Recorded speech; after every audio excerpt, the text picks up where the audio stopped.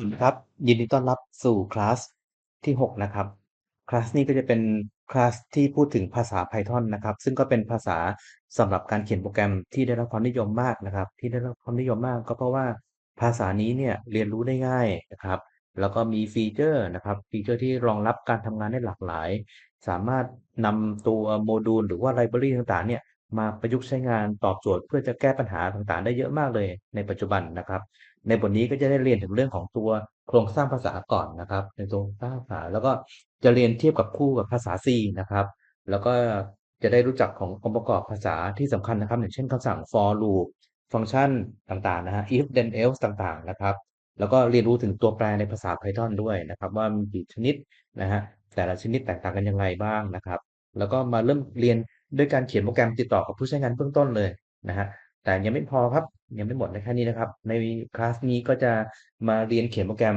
นะฮะเพื่อจะให้เห็นว่าภาษา Python เนี่ยมีความสามารถในการต่อเชื่อมแล้วก็เรียกใช้งานฟีเจอร์ที่มีให้เลือกได้เยอะมากเลยนะฮะอย่างตัวอย่างการเขียนโปรแกรมในคลาสนี้นะครับก็จะเป็นเขียนโปรแกรมตรวจจับหน้าบุคคลที่ทำได้ง่ายแล้วก็รวดเร็วมากด้วยตัวภาษา Python เองนะครับก็มาเริ่มกันเลยนะครับ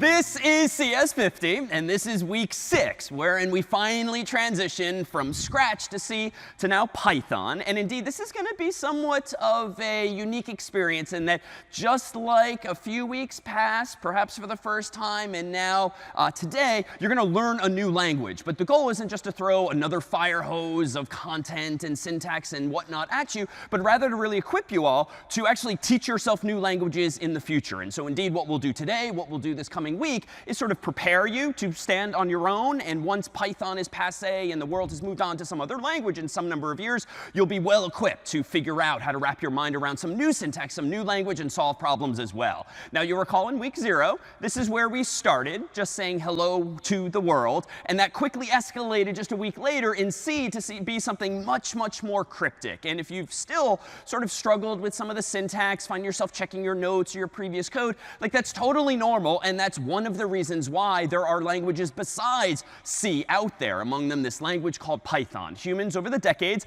have realized, gee, that wasn't necessarily the best design decision. Or humans have realized, wow, you know what? Now that computers have gotten faster with more memory and faster CPUs, we can actually do more with our programming languages. So just as human languages evolve, so do actual programming languages. And even within a programming language, there's typically different versions. We, for instance, have been using version C11 of C, which was updated in 2011. But Python itself continues to evolve, and it's now up to version 3+. And so there, too, these things will evolve in the coming days. Thankfully, what you're about to see is hello world for the 3rd time, but it's going to be literally this. None of the crazy syntax above or below, fewer semicolons, if any, fewer curly braces, and really a lot of the distractions get out of the way. So to get there, let's consider exactly how we've been programming up until now. So you write a program in C, and you've got hopefully no syntax error, so you're ready to build it, that is, compile it. And so you've run make,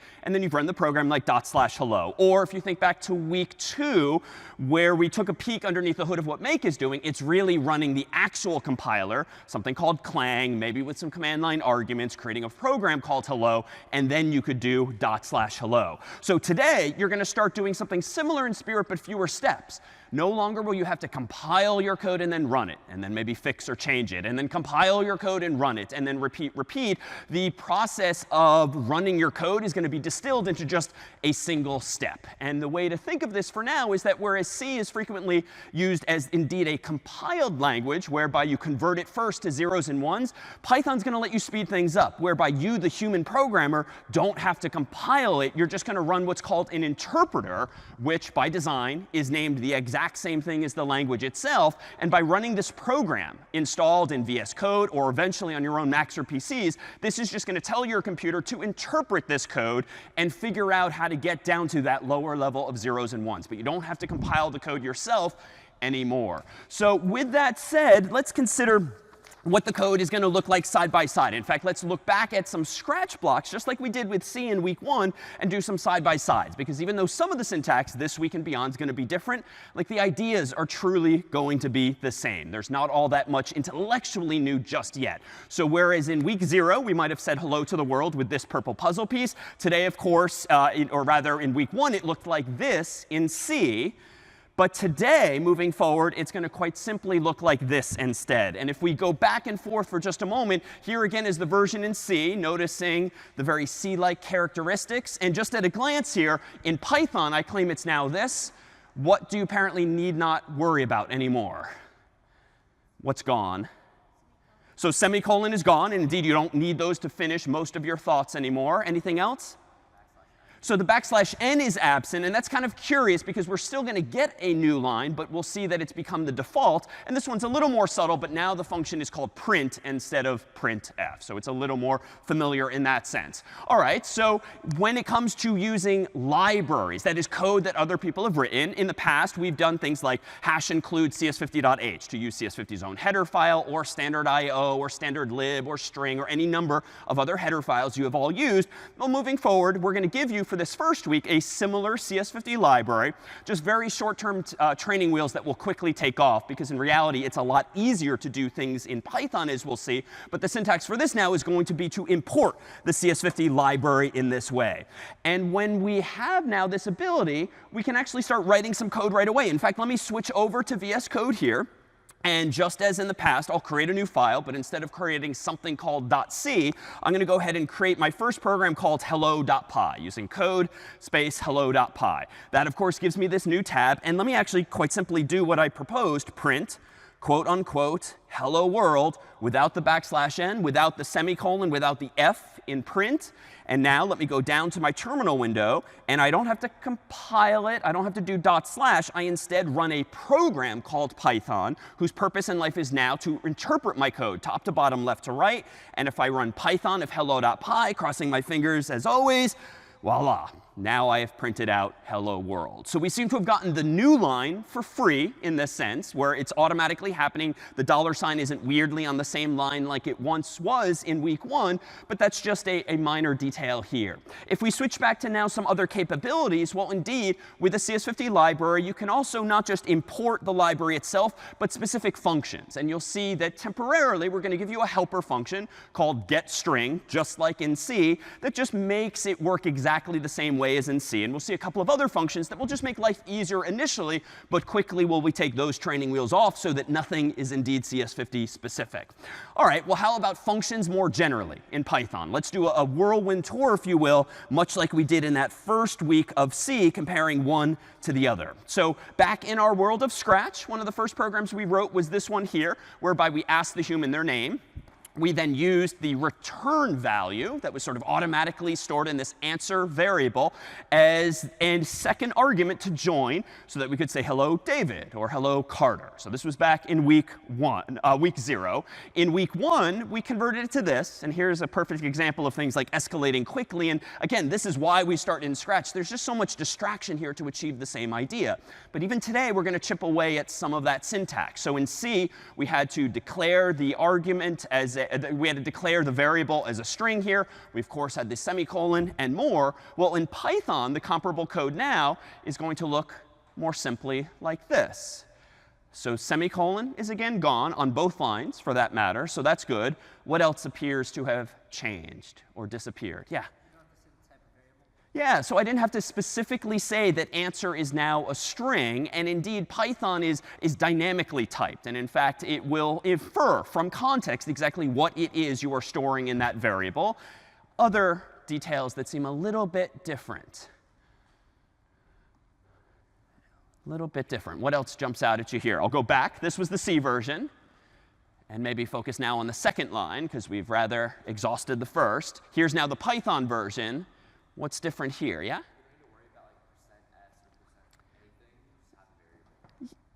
Yeah, there's no %s anymore. There's no second argument at the moment, per se, to print. Now, it is still a little weird. It's as though I've deployed some addition here arithmetically, but that's not the case. Some of you have programmed before, and plus, some of you might know, means what in this context? So to combine, or more technically, anyone know the buzzword? Yeah. To concatenate. So to concatenate is like the fancy way of what Scratch calls joining, which is to take one string on the left, one string on the right, and to join them together, to glue them together, if you will. So this is not addition. It would be if it were numbers involved instead. But because we've got a string, hello, comma, and another string implicitly in this variable based on what the human typed in response to this getString function, that's going to concatenate hello, comma, space, and then David or Carter or whatever the human has typed in. But it turns out there's going to be different ways to do this in Python. And we'll show you a few different ones. And here, too, try not to get too hung up on or frustrated by all of the different ways you can solve problems. Odds are you're going to be picking up tips and techniques for years to come if you continue programming. So let's just give you a few of the possible ways. So here's a second way. You could print out hello, comma, David or hello, comma, Carter. But what has changed? In the previous version, I used concatenation explicitly.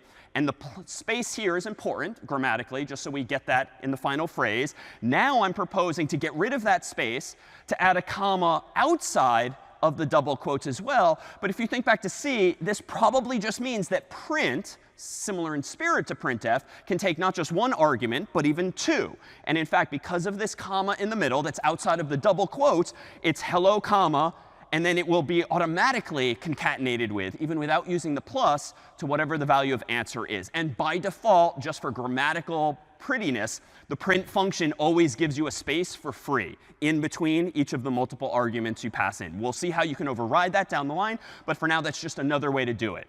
Now, perhaps the better, if slightly cryptic way to do this, or just the increasingly common way, is probably this third version, which looks a little weird too. And probably the weirdness jumps out. We've suddenly introduced these curly braces, which I promised were mostly gone, and they are. But inside of this string here, I've done a curly brace, which might mean what, just intuitively? And here's sort of an example of how you learn a new language. Just kind of infer from context how Python probably works. What might this mean? Yeah?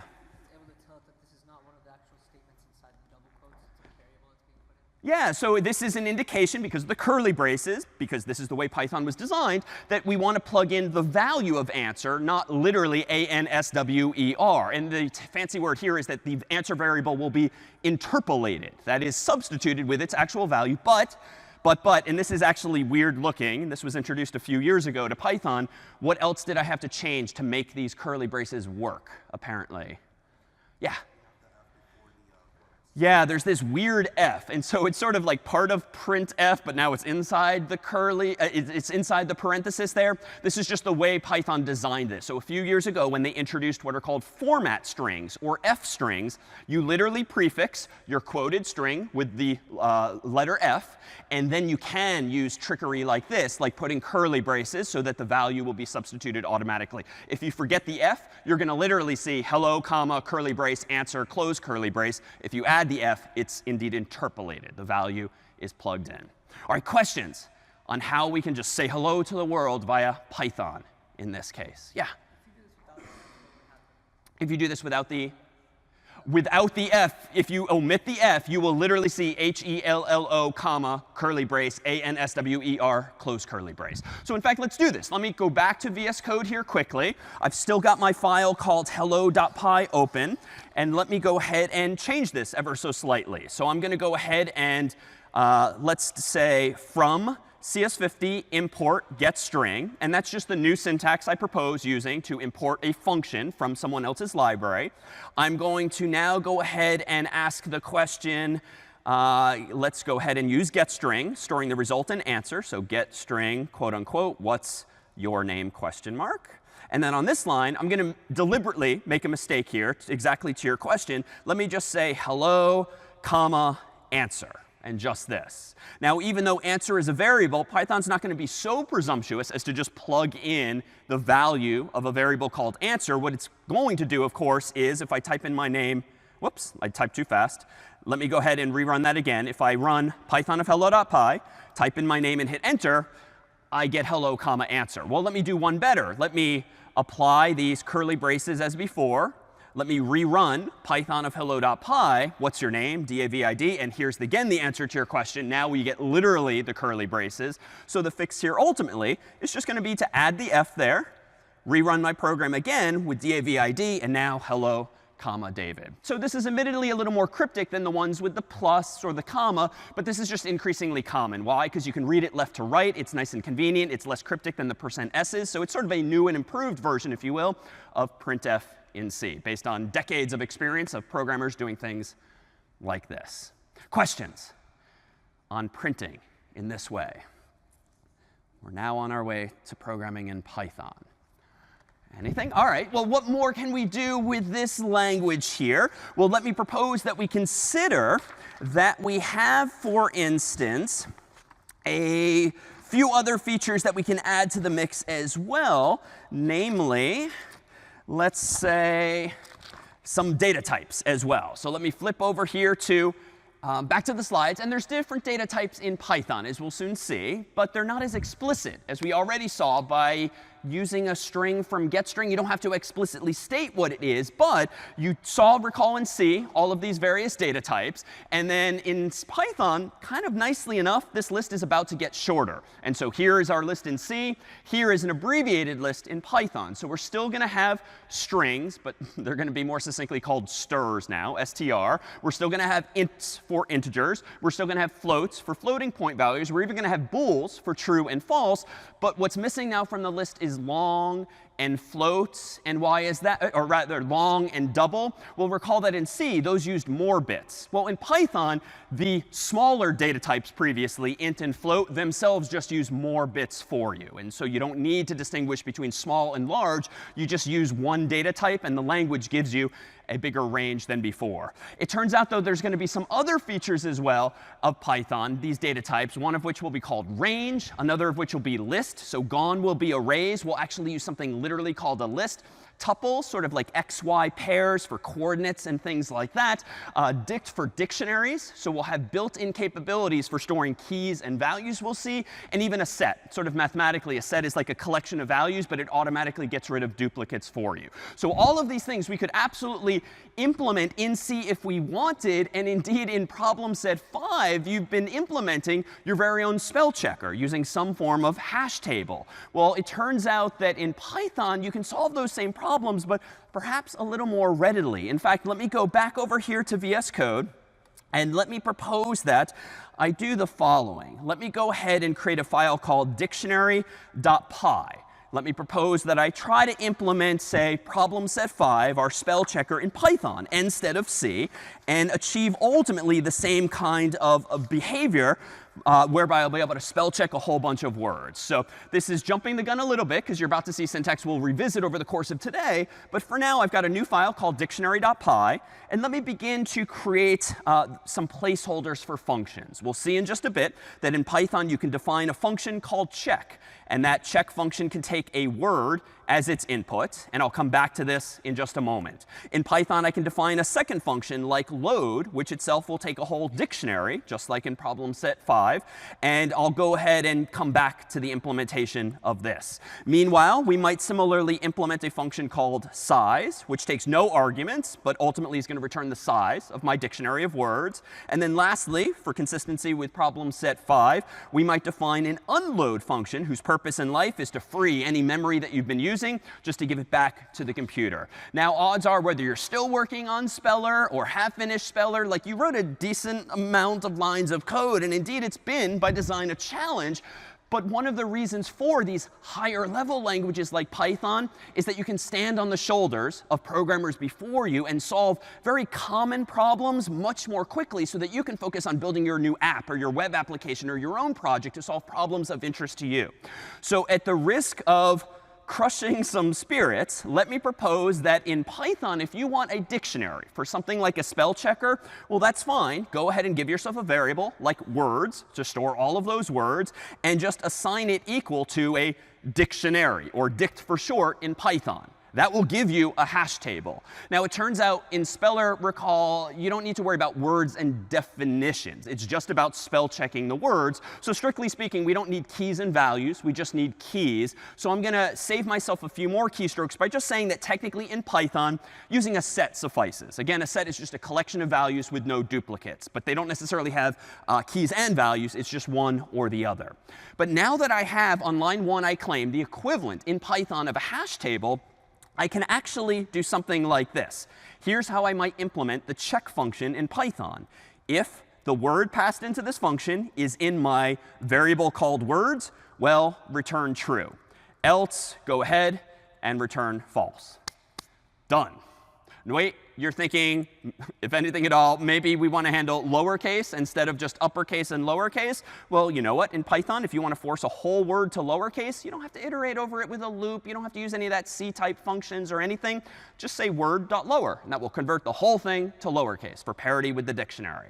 All right, how about something like the load function in Python? Well, in Python, you can open files just like in C. For instance, in Python, I might do open the dictionary argument in read mode, just like fopen in Python. I might do something like this. For each line in that file, let me go ahead and add to my words variable that line.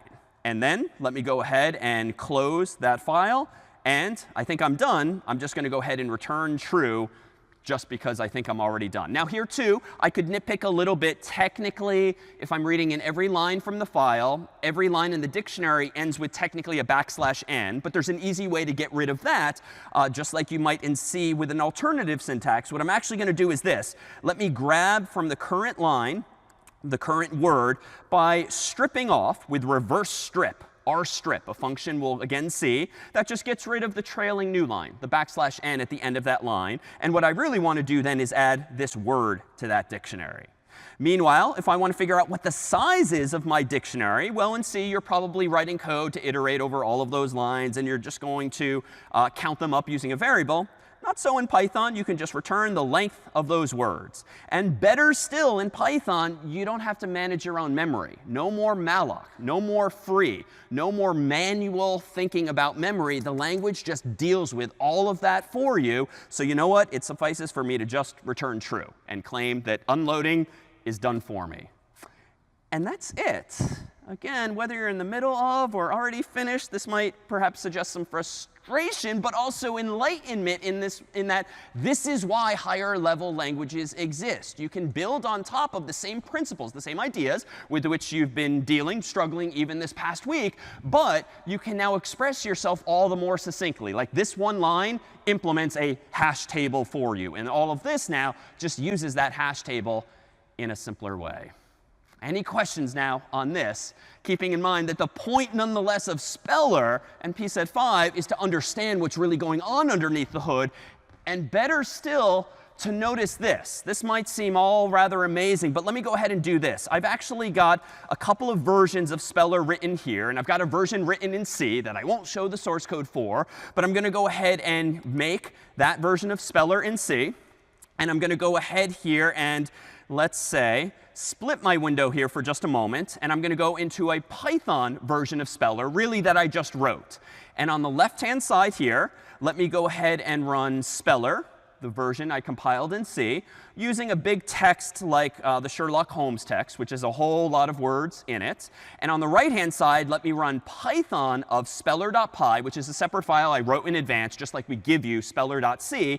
And I'll similarly run this on the Sherlock Holmes text. And I'm going to do my best to hit enter on the left and the right of my screen at the same time. But we should see, hopefully, the same list of misspelled words and the timings thereof.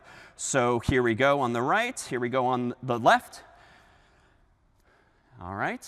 Sort of a race to see which one wins here. C is on the left. Python is on the right. OK. Interesting. Hopefully, Python's close behind. Note that some of this is internet delay. And so it might not necessarily be a crazy number of seconds. But the system is indeed using, if we measure at a low level, how much time the CPU spent executing my code. C took a total of 1.64 seconds. That was pretty fast, even though it took a moment more for all of the bytes to come over the internet. The Python version, though, took what? 2.44 seconds. So what might an inference be? I mean, one, maybe I'm just better at programming in C than I am in Python, which is probably not true. But what else might you infer from this example? Should we maybe give up on Python, stick with C? No? So what might be going on here? Like, why is the Python version that I claim is correct, and I think the numbers all line up, just not the times, where's the trade-off here? Well, here again is sort of this design trade-off. Yeah?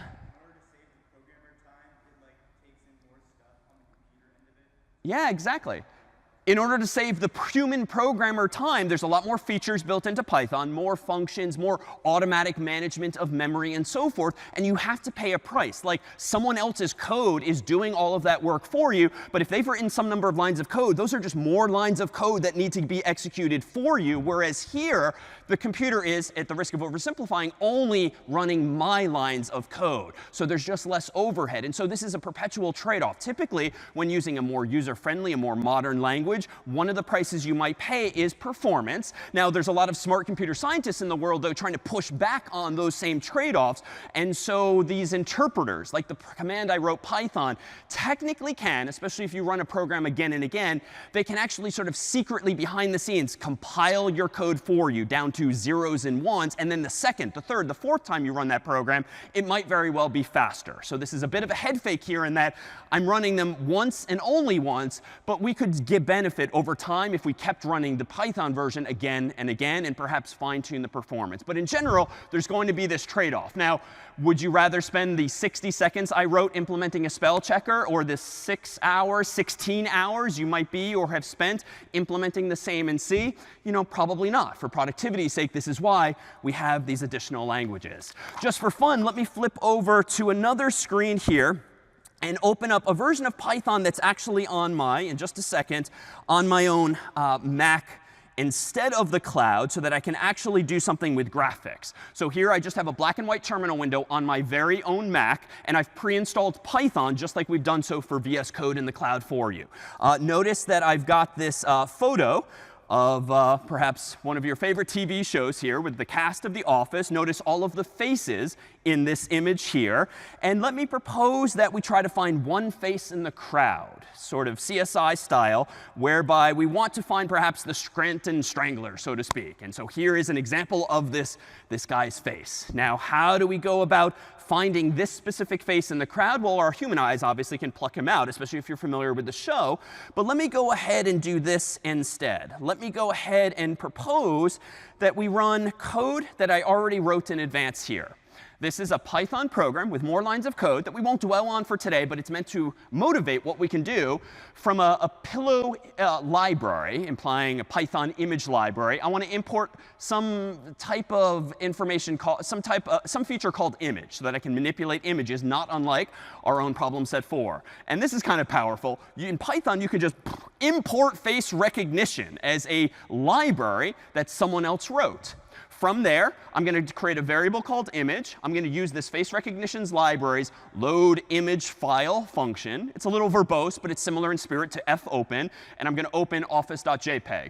I'm going to then declare a second variable called face locations, plural, because what I'm expecting to get back, per the documentation for this library, is a list of all of the faces locations that are detected. All right, then I'm going to iterate over each of those faces using a for loop that we'll see in more detail. I'm going to then infer what the top, right, bottom, and left corners are of that face. And then what I'm going to do here is show that face alone if I've detected the face in question. So let me go ahead here and run detect.py. And we'll see not just the one face we're looking for, but if I run python of detect.py, it's going to do all of the analysis. I'll see a big opening here now of all of the faces that were detected in this here program. OK, some better than others, I guess, if you zoom in on catching someone, typical Angela.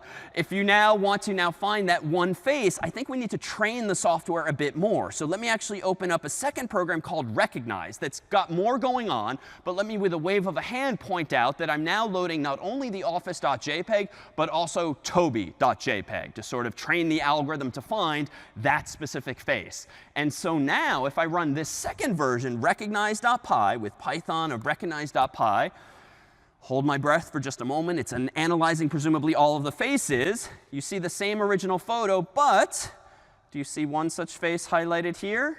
This version of the code found Toby, highlighted him with this green, and voila, we have face recognition. So for better or for worse, this is what's happening increasingly societally nowadays. And honestly, even though I didn't write the code live, because it's a good dozen or more lines of code, it's not terribly many. And literally all the authorities, all we have to do is import face recognition, and voila, you have access.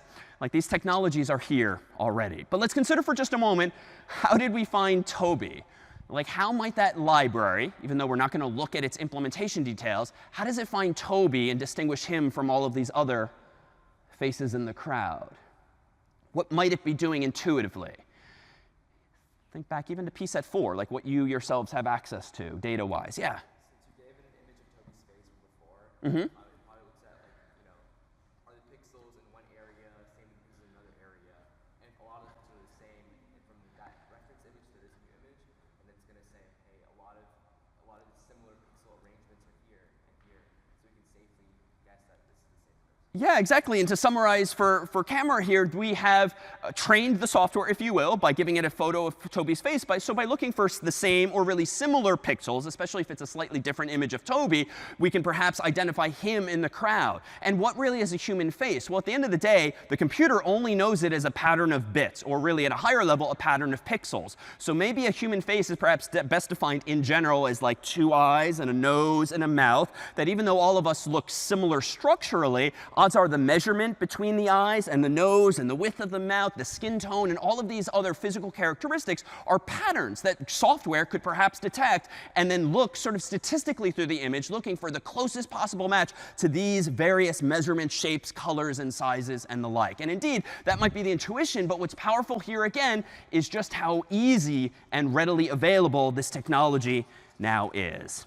All right, so with that said, let's propose to consider what more we can do with Python itself, get back to the fundamentals so that you yourselves can start to implement something along those same lines. So besides having access to things like a getString function, the CS50 library provides a few other things as well. Namely, in C, we had these. But in Python, we're going to have fewer. In Python, our library short term is going to give you not only getString, but also getInt and getFloat. Why? It's actually just kind of annoying, as we'll soon see, to get back an integer or a float from a user and just make sure that it's an int and a float and not like a word like cat or dog or some string that's not actually a number. Well, we can import not just the specific function getString, but we can actually import all of these functions one at a time like this, as we'll soon see. Or you can even in Python import specific functions from a file. One of you asked a while back, when you include something like CS50.h or standard.io.h, you're actually getting all of the code in that file, which potentially can add bulk to your own program or time. In this case, when you import specific functions from Python, you can be a little more narrowly precise as to what it is you want to have access to. All right, so with that said, let's go ahead and see what conditionals look like in Python. So in the left-hand side, again, here we'll see Scratch. And here, for instance, was just kind of a contrived example asking if x is less than y, then say x is less than y. In C, it looked like this. In Python now, it's going to look like this instead. And here's before in C, and here's after. And just to call out a few of the obvious differences, what has changed in Python for conditionals, it would seem? Sort of, what's the difference? Yeah? Yeah, so there's no more curly braces, and indeed you don't use those. What appears to be taking their place, if you might infer? What seems to have taken their place? What do you think? So the colon at the start of this line here, but also even more important now is this indentation below it. So some of you, and we know this from office hours, have a habit of like indenting everything on the left, right? And it's just kind of this crazy mess to look at. Frustrating for you, surely. But C and Clang is pretty tolerant when it comes to things like white space in a program. Python, They realized years ago that let's help humans help themselves and just require standard indentation. So 4 spaces would be the norm here. But because it's indented below that colon, that indeed indicates that this now is part of that condition. Something else has gone missing versus C in this conditional. What else is a little simplified? Yeah, so no more parentheses. You can still use them, especially when you need to logically to do order of operations like in math. But in this case, if you just want to ask a simple question like if x less than y, you can just do it like that. How about when you have an if else? Well, this is almost the same here with these same changes. In C, this looked like this. And it's starting to get a bit bulky, at least if we use our curly braces in this way. In Python, we can tighten things up further, even though strictly speaking in C, you don't always need the curly braces. But here, gone are the parentheses again. Gone are the curly braces. Indentation is consistent. And we've just added another keyword else with a colon, but no more semicolons as well. How about something larger like this, an if, else, if, else? This one's a little curious, but in C it looked like this, if, else, if, else. In Python, it now looks like this. And there's perhaps one curiosity here that honestly, all these years later, I still can't remember how to spell it half the time.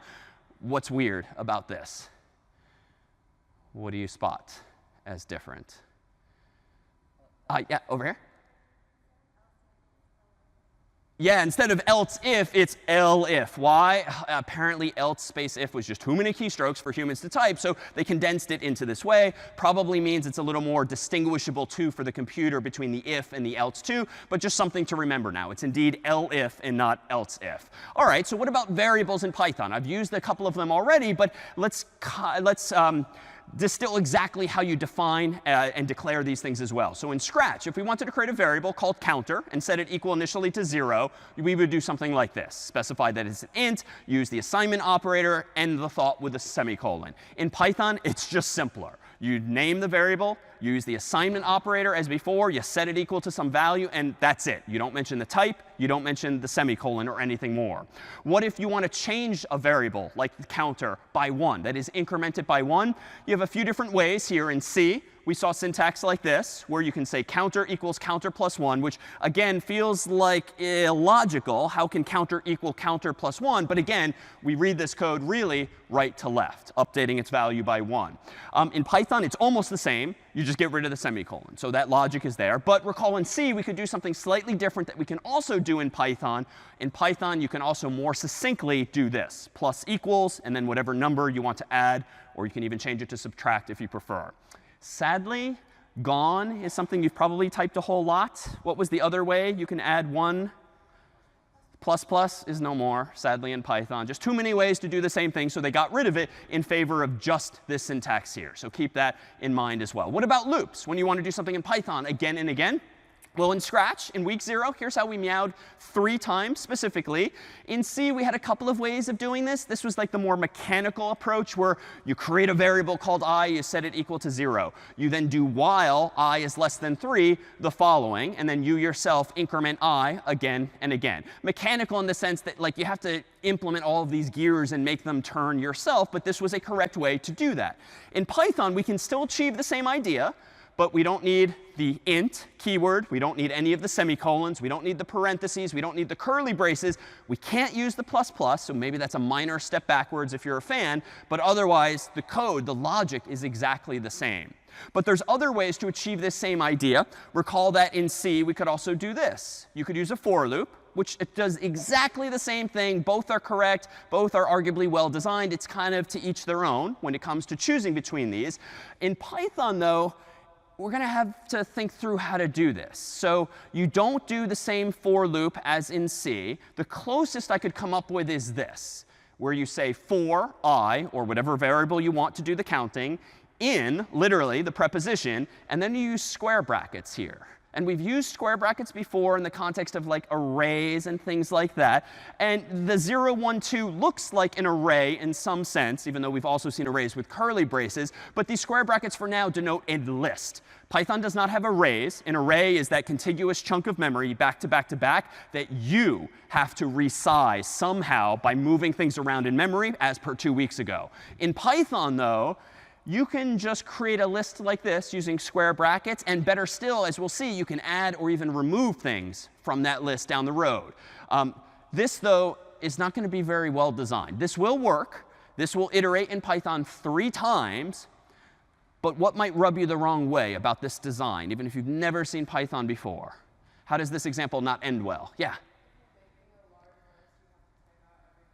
Yeah, like if you're making a large list, you have to type out each one of these numbers, like comma 3, comma 4, comma 5, comma dot dot dot 50, comma dot dot dot 500. Like surely that's not the best solution to have all of these numbers on the screen wrapping endlessly on the screen. So in Python, another way to do this would be to use a function called range, which technically is a data type unto itself.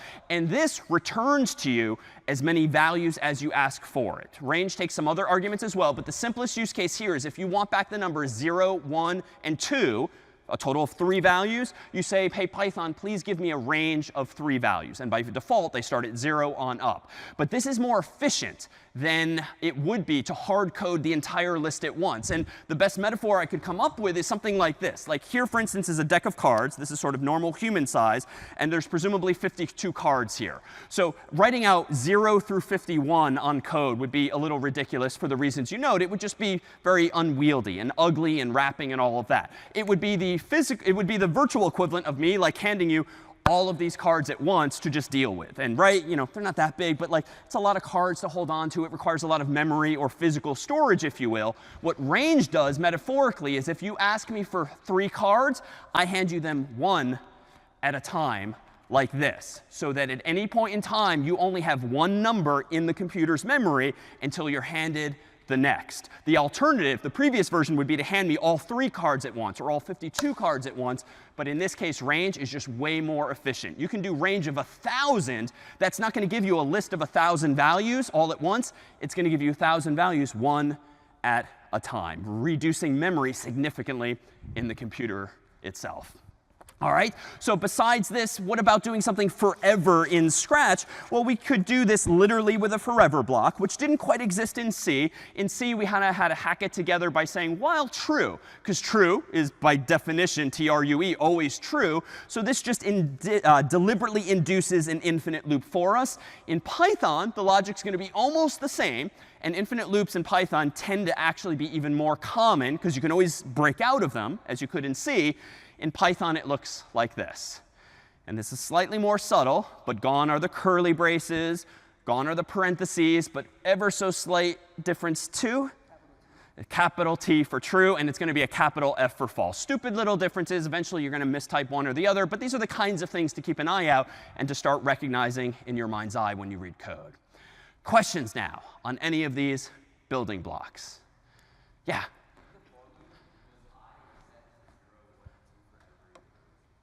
In the for loop was it was set to 0 on the first iteration, then 1 on the next, then 2 on the third. And the same thing for range, it just doesn't use up as much memory all at once. Other questions now on any of these building blocks of Python? No? All right, well, let's go ahead and build something a little more than hello. Let me propose that over here we implement maybe the simplest of calculators here. So let me go back to VS Code here, open my terminal window, and open up, say, a file called calculator.py. And in calculator.py, we'll have an opportunity to explore some of these building blocks, but we'll allow things to escalate pretty quickly to more interesting examples so that we can do the same thing ultimately as well. And in fact, let me go ahead and do this moreover. I've brought some code with me in advance. For instance, something called calculator 0.c from the first week of C. And let me go ahead and split my window here, in fact, so that I can now do something like this. Let me move this over here, calculator.py. So now I have on the left of my screen calculator.c, or calculator0.c, because that's the first version I made, and calculator.py on the right. Let me go ahead and implement really the same idea here. So on the right-hand side, the analog of including CS50.h would be from CS50 import getInt, if I want to indeed use this function. Now I'm going to go ahead and give myself a variable x without defining its type. I'm going to use this getInt function, and I'm going to prompt the user for x, just like in C. I'm then going to go ahead and prompt the user for another int, like y, here, just like in C. And at the very end, I'm going to go ahead and do print x plus y. And that's it. Now, granted, I have some comments in my C version of the code, just to remind you of what each line is doing. But I've still distilled this into like 6 lines, or really 4 if I get rid of the blank line. So it's already perhaps a bit tighter here. But there's also, it's tighter because something really important historically is missing. What did I seem to omit altogether that we haven't really highlighted yet? Yeah. Yeah, the main function is gone. And in fact, maybe you took for granted that it just worked a moment ago when I wrote hello. But I didn't have a main function in hello either. And this, too, is a feature of Python and a lot of other languages as well. Instead of having to adhere to these long-standing traditions, if you just want to write code and get something done, fine. Just write code and get something done without necessarily all of this same boilerplate. So whatever is in your Python file, left indented, if you will, by default, is just going to be the code that the interpreter runs top to bottom, left to right. Well, let me go ahead now and run code like this. Let me go ahead and open back up my terminal window, run Python of calculator.py, and I'll do x is 1, y is 2. And as you might expect, it gives me 3. Slight aesthetic bug. I put my space in the wrong place here. So that's a newbie mistake. Let me fix that aesthetically. Let me rerun Python of calculator.py, type in 1, type in 2, and voila, there is now my same version again. But let me propose now that we get rid of this training wheel. We don't want to keep taking 1 step forward and then 2 steps back by adding these training wheels. So let me instead do this. In my version of calculator.py, suppose that we take away already the training wheel that is the CS50 library here. And let me instead then use just Python's built-in function called input, which literally does just that. It gets input from the user.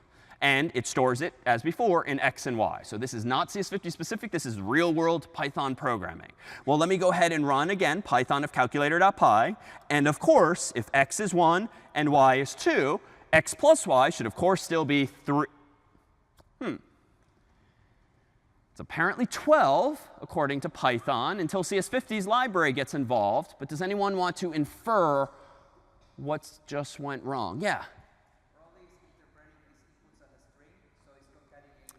Exactly. The input function, by design, always returns a string of text. After all, that's what the human typed in. And even though, yes, I typed the number keys on the keyboard, it's still coming back as all text. Now, maybe we should use like a getInt function. Well, that doesn't exist in Python. All you can do is get textual input, a string from the user. But we can convert one to the other. And so a fix for this, so that we don't accidentally concatenate, that is, join x plus y together, would be to do something like this. Let me go back to my Python code here.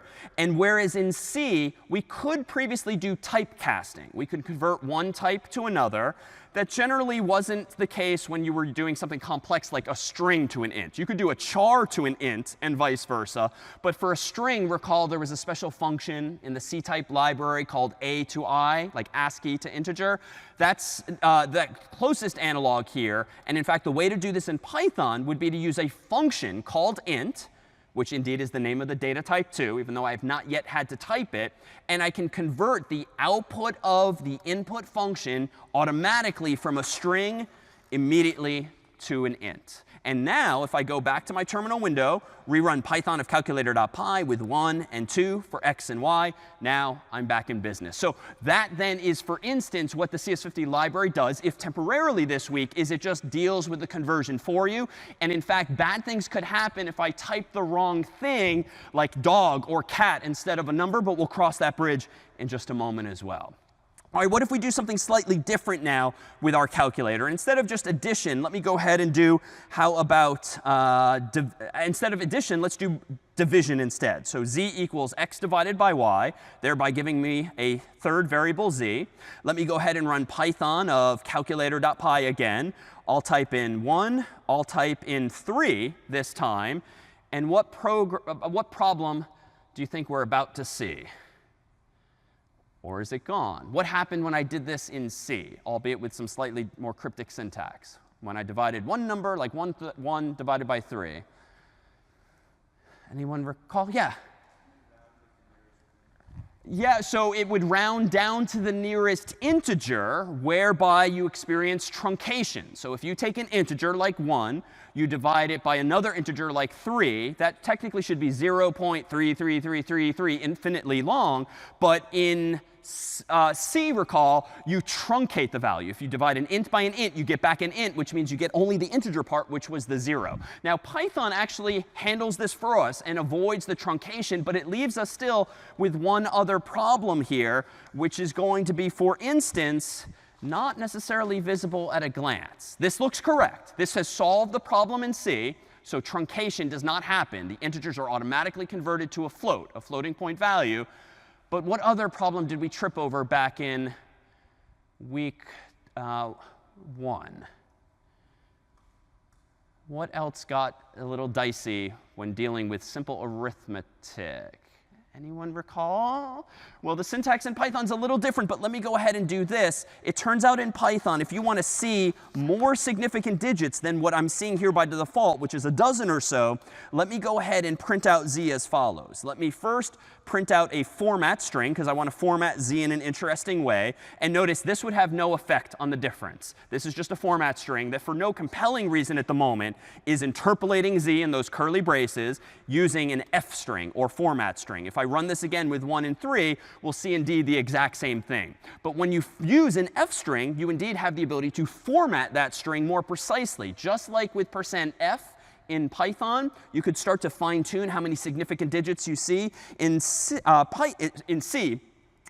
Python, you can do the same, but the syntax is a little different. If you want the computer to interpolate z and show you 50 significant digits, that is 50 numbers after the decimal point, syntax is similar to C, but it's a little different. You literally put a colon after the variable's name.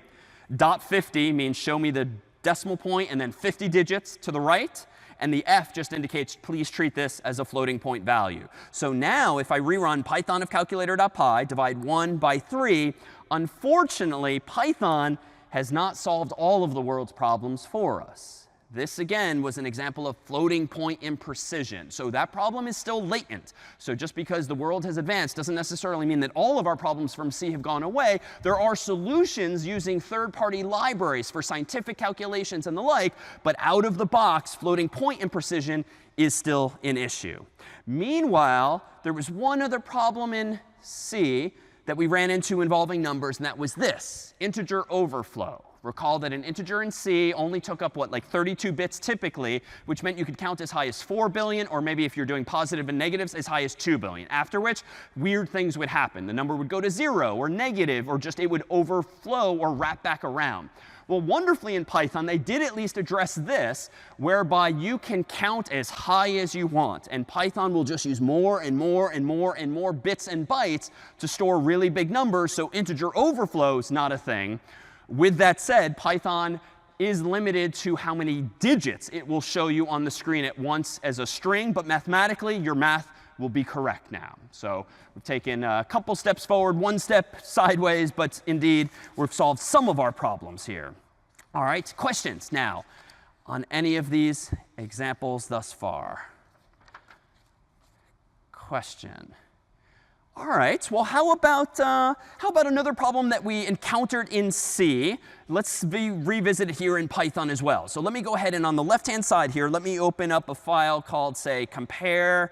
Let's see. How about a file called compare3.c on the left? And let me go ahead and create a new file on the right called compare.py. Because recall that bad things happened when we needed to compare two values in C. So on the left here is a reminder of what we once did in C, whereby if we want to compare values, we can get an int in C, stored in x, a get int in C, stored in y. We then have our familiar conditional logic here, just printing out if x is less than y or not. Well, we can certainly do the same thing ultimately in Python by using some fairly familiar syntax. And let's just demonstrate this one quickly. Let me go over here too. I'll do from CS50 import get int, even though I could do this instead with the input function itself. X equals get int, and I'll prompt the user for that. Y equals get int, and I'll prompt the user for that. After that, recall that I can say without parentheses, if x is less than y, then print out, without the f, x is less than y. Then I can go ahead and say else if x is greater than y, I can print out quote unquote x is greater than y. If you'd like to interject now, what did I screw up? Anyone? Yeah. elif, right? So elif x is greater than y, else, this part's the same, print x is equal to y. So there's not all that much there's no new logic going on here, but at least syntactically it's a little cleaner. Indeed, this program's only 11 lines long, albeit without any comments. Let me go ahead and run Python of compare.py. Let's see, is 1 less than 2? Indeed. Let's run it again. Is 2 less than 1? No, it's greater than. And let's lastly type in 1 and 1 twice. X is equal to y. So we've got a pretty side-by-side one-to-one conversion here. Let's do something a little more interesting than in C. How about I open instead something where we actually compared for a purpose? So if I open up from earlier in the course, how about agree.c, which prompt the user to agree to something or not. And let me code up a new version here called agree.py. And I'll do this on the right-hand side with agree.py. But on agree.c on the left, notice that this is how we did this sort of yes-no thing in C. We compared C, a character, equal to single quotes y, or equal to single quotes little y. And then the same thing for n. Now in Python, this one's actually going to be a little bit different here. Let me go ahead and in the Python version of this, let me do something like this. We'll use getString. Well, actually, no, we'll just use input in this case. So let's do s equals input. And we'll ask the user the same thing. Do you agree? Question mark. Then let's go ahead and say if s equals, how about y? How do I do this? Well, a few things. Turns out I'm going to do this. S equals little y. Then I'm going to go ahead and print out agreed. And if s equals capital N or s equals lowercase n, I'm going to go ahead and print out not agreed. And I claim for the moment that this is identical now to the program on the right, the program on the left in C. But what's different? So we're still doing the same kind of logic, these equals for comparing for equality. But notice that nicely enough, Python got rid of the 2 vertical bars, and it's just literally the word or. If you recall seeing ampersand to express a logical and in C, you can just write literally the word and. And so here's a hint of why Python tends to be pretty popular. People just like that it's a little closer to English. There's a little less of the cryptic syntax here.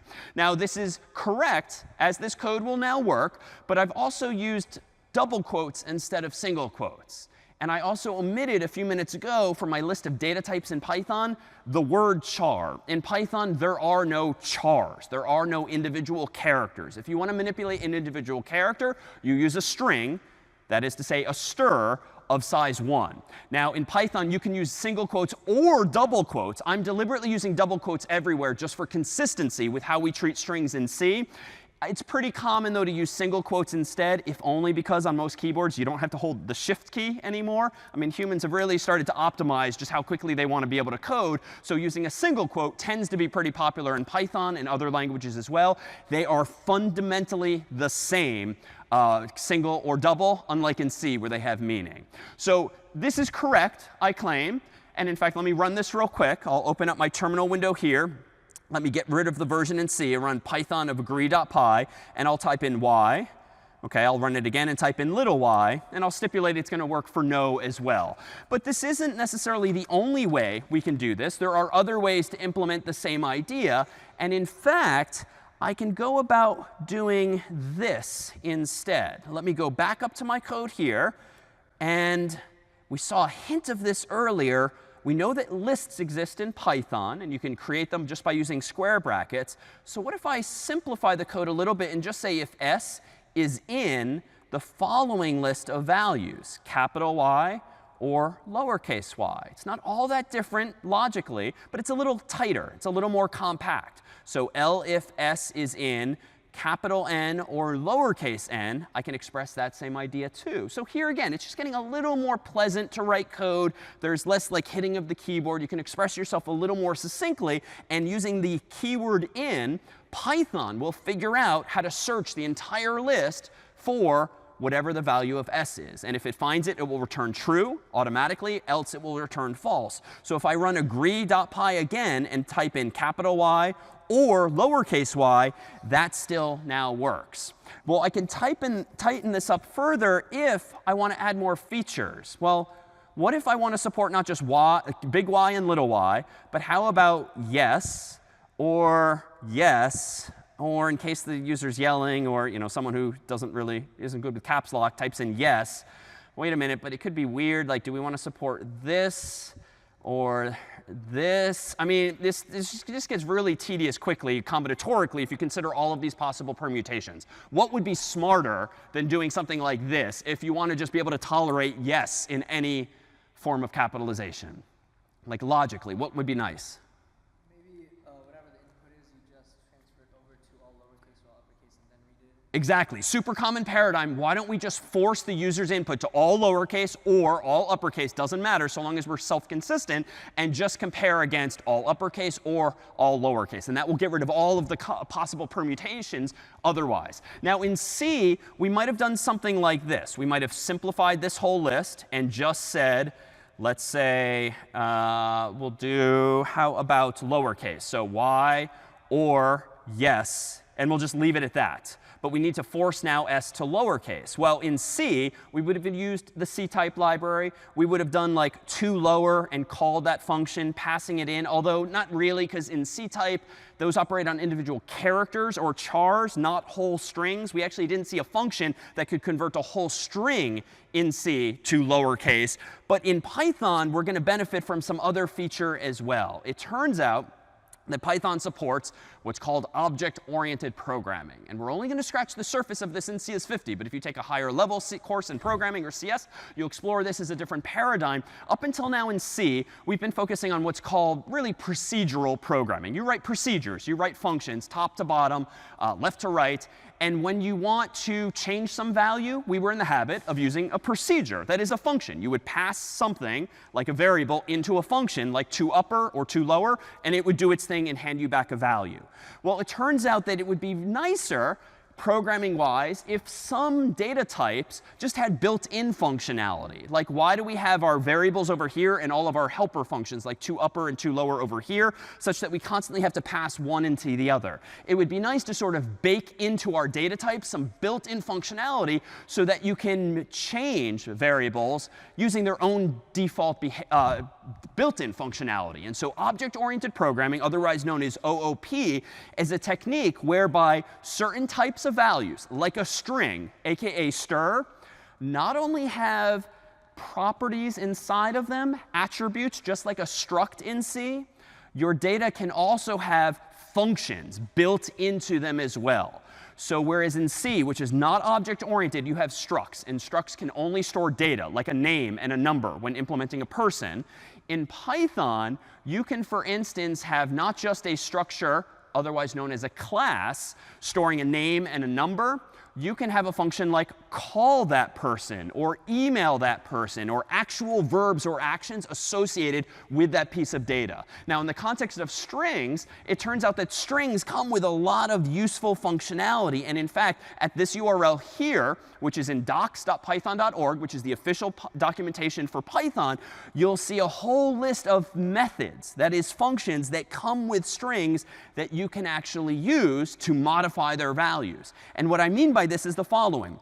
If we go through the documentation, poke around, it turns out that strings come with a function called lower.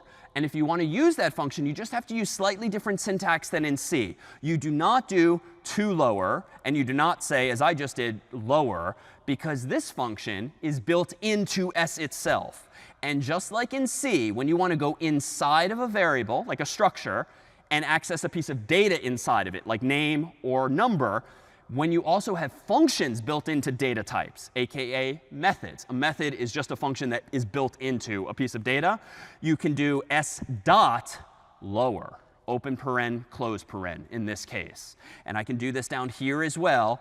If s dot lower in quote unquote n or no, the whole thing, I can force this whole thing to lowercase. So the only difference here now is in object-oriented programming, instead of constantly passing a value into a function, you just access a function that's inside of the value. It just works because of how the language itself is defined. And the only way you know whether these functions exist is the documentation, a class, a book, a website, or the like.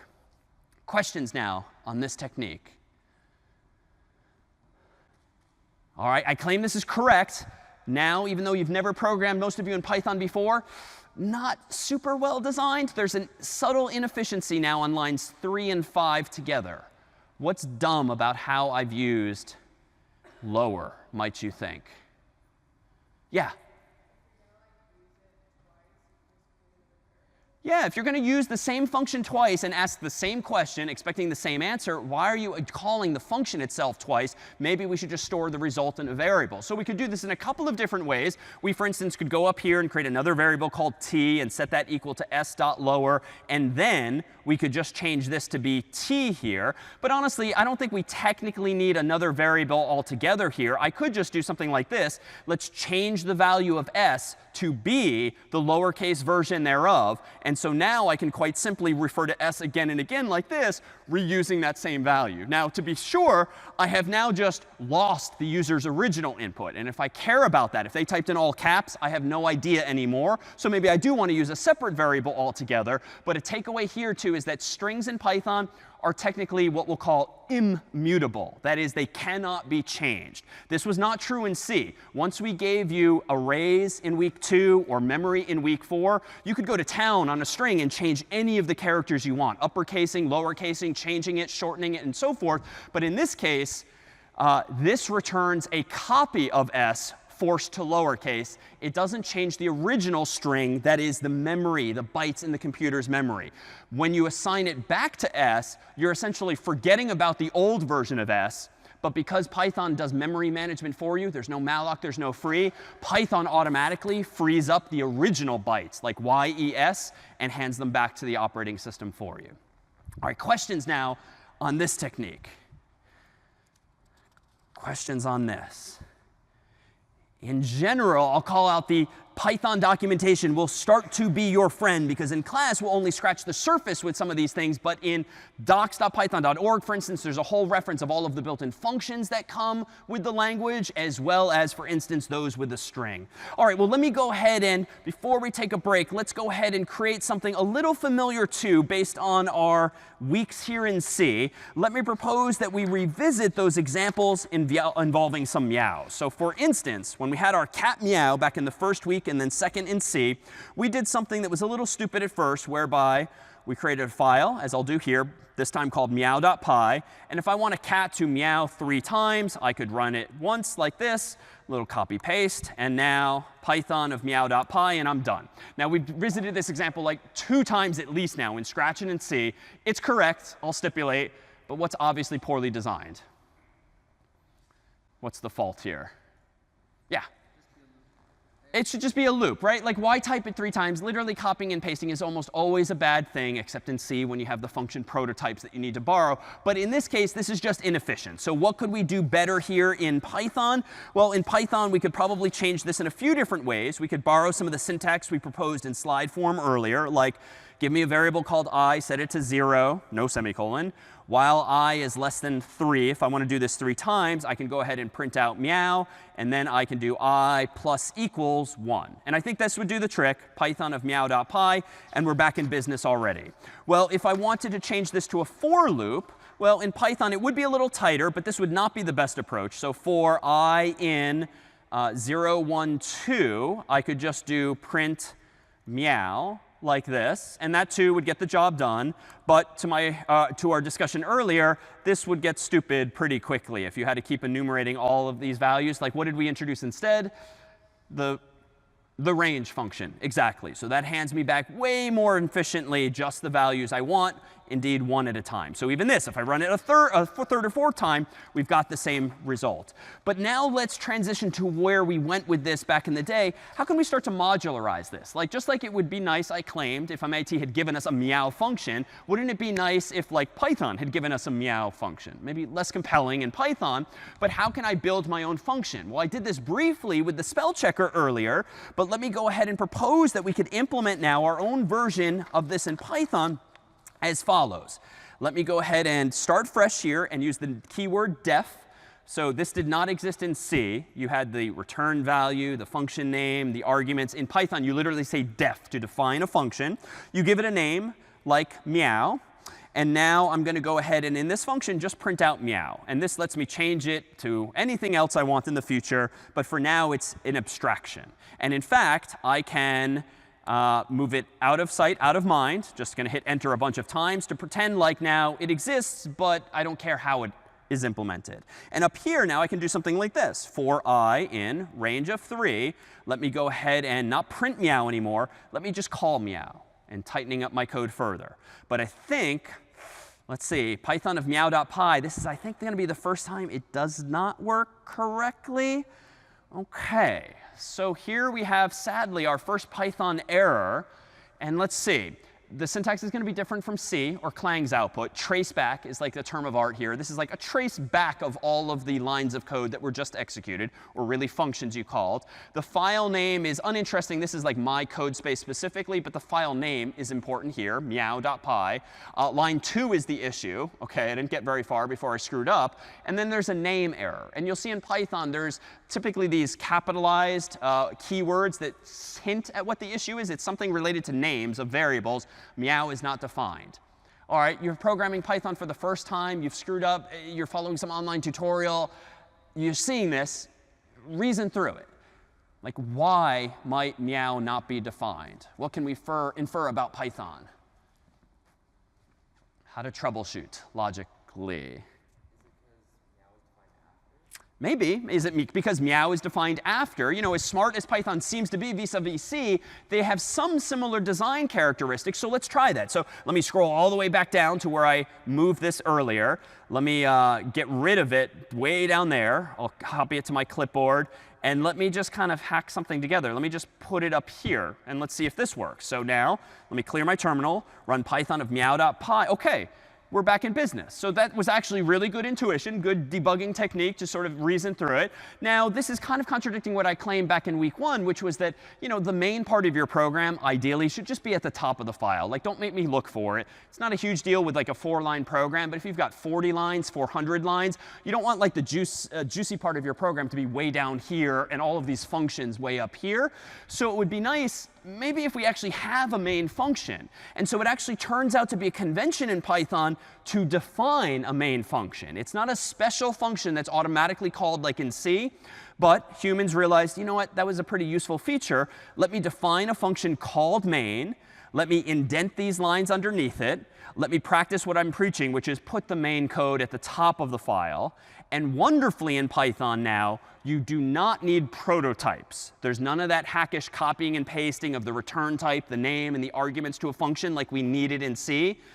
This is now OK instead, except for one minor detail. Let me go ahead and run Python of meow.py. Hopefully now I've solved this problem by having a main function, but now nothing has happened. All right, even if you've never programmed in Python before, what might explain this behavior? And how do I fix? Again, when you're off in the real world learning some new language, all you have is deductive logic to debug. Yeah? I remember in C, we actually, even though we put functions underneath the main, we still have to call just the name of the function right above main so that main knew what the function was. Right. So the solution, to be clear, in C was that we had to put the prototype up here. Otherwise, we'd get an error message. In this case, I'm actually not getting an error message. And indeed, I'll claim that you don't need the prototypes in Python. Just not necessary, because that was annoying, if nothing else. But what else might explain? Yeah, and back?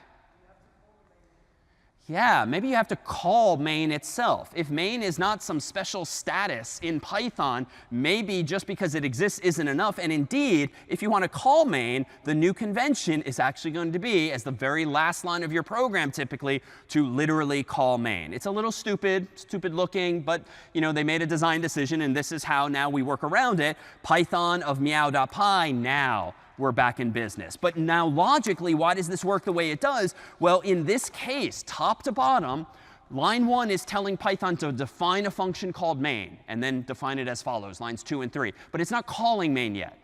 Line 6 is telling Python how to define a function called meow, but it's not calling these lines yet.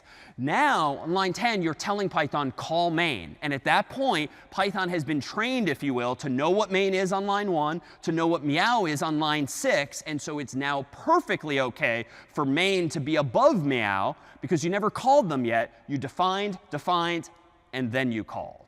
And that's the logic behind this. Any questions now on the structure of this technique here? Now, let's do one more then. Recall that the last thing we did in Scratch and in Python, Scratch and in C, was to actually parameterize these same functions. So suppose that you don't want main to be responsible for the loop here. You instead want to very simply do something like meow 3 times and be done with it. Well, in Python, it's going to be similar in spirit to C. But again, we don't need to keep mentioning data types. If you want meow to take some argument, like a number, n, you can just specify n as the name of that argument. Or you could call it anything else, of course, that you want. You don't have to specify int or anything else. In your code now, inside of meow, you can do something like for I in, let's say, I definitely now can't do this, because like that would be weird to start the list and end it with n. So if I can come back over here, what's the solution? How can I do something n times? Yeah, using range. So range is nice because I can pass in now this variable n, and now I can meow, whoops, now I can print out, quote unquote, meow. So it's almost the same as in Scratch, almost the same as in C, but it's a little simpler. And if now I run meow.py, I'll have the ability now to do this here as well. All right, questions on any of this? Right now, we're sort of like taking this stroll through week 1. We're going to momentarily escalate things to look not only at some of these basics, but also other features like we saw with face recognition, with the speller or the like. Because of how many of us are here, we have a huge amount of candy out in the lobby. So why don't we go ahead and take a 10-minute break, and when we come back, we'll do even fancier, more powerful things with Python in 10. All right, so we are back. Among our goals now are to introduce a few more building blocks so that we can solve more interesting problems at the end, much like those that we began with. You'll recall from a few weeks ago, we played with this sort of 2-dimensional Super Mario world, and we tried to print a vertical column of like 3 or more bricks. Well, let me propose that we use this as an opportunity to now tinker with some of Python's more useful, more user-friendly functionality as well. So let me code a file called mario.py. And let's just print out like that, the equivalent of that vertical column. So it's of height 3. Each one is a hash. So let's do for I in range of 3 initially. And let's just print out a single hash. And I think now Python of Mario.py, voila, we're in business, printing out just that same pyramid there, or just that same column there. What if, though, we want to print a column of like some variable height, where the user tells us how tall they want it to be? Well, let me go up here, for instance, and instead, how about we'll use, let's do this. How about from CS50, import, how about the getInt function as before? So it will deal with making sure the user gives us an integer. And now, in the past, whenever we wanted to get a number from a user, we've actually followed a certain paradigm. In fact, if I open up here, for instance, how about Mario 1.c, from a while back, you might recall that we had code like this.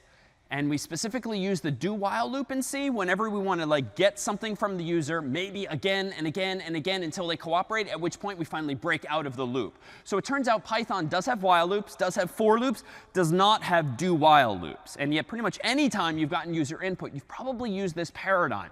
So it turns out that the Python equivalent of this is to do similar in spirit, but using only a while loop. And a common paradigm in Python, as I alluded earlier, is to actually deliberately induce an infinite loop, while true, capital T, and then do what you want to do, like get an int from the user and prompt them for the height, for instance, in question.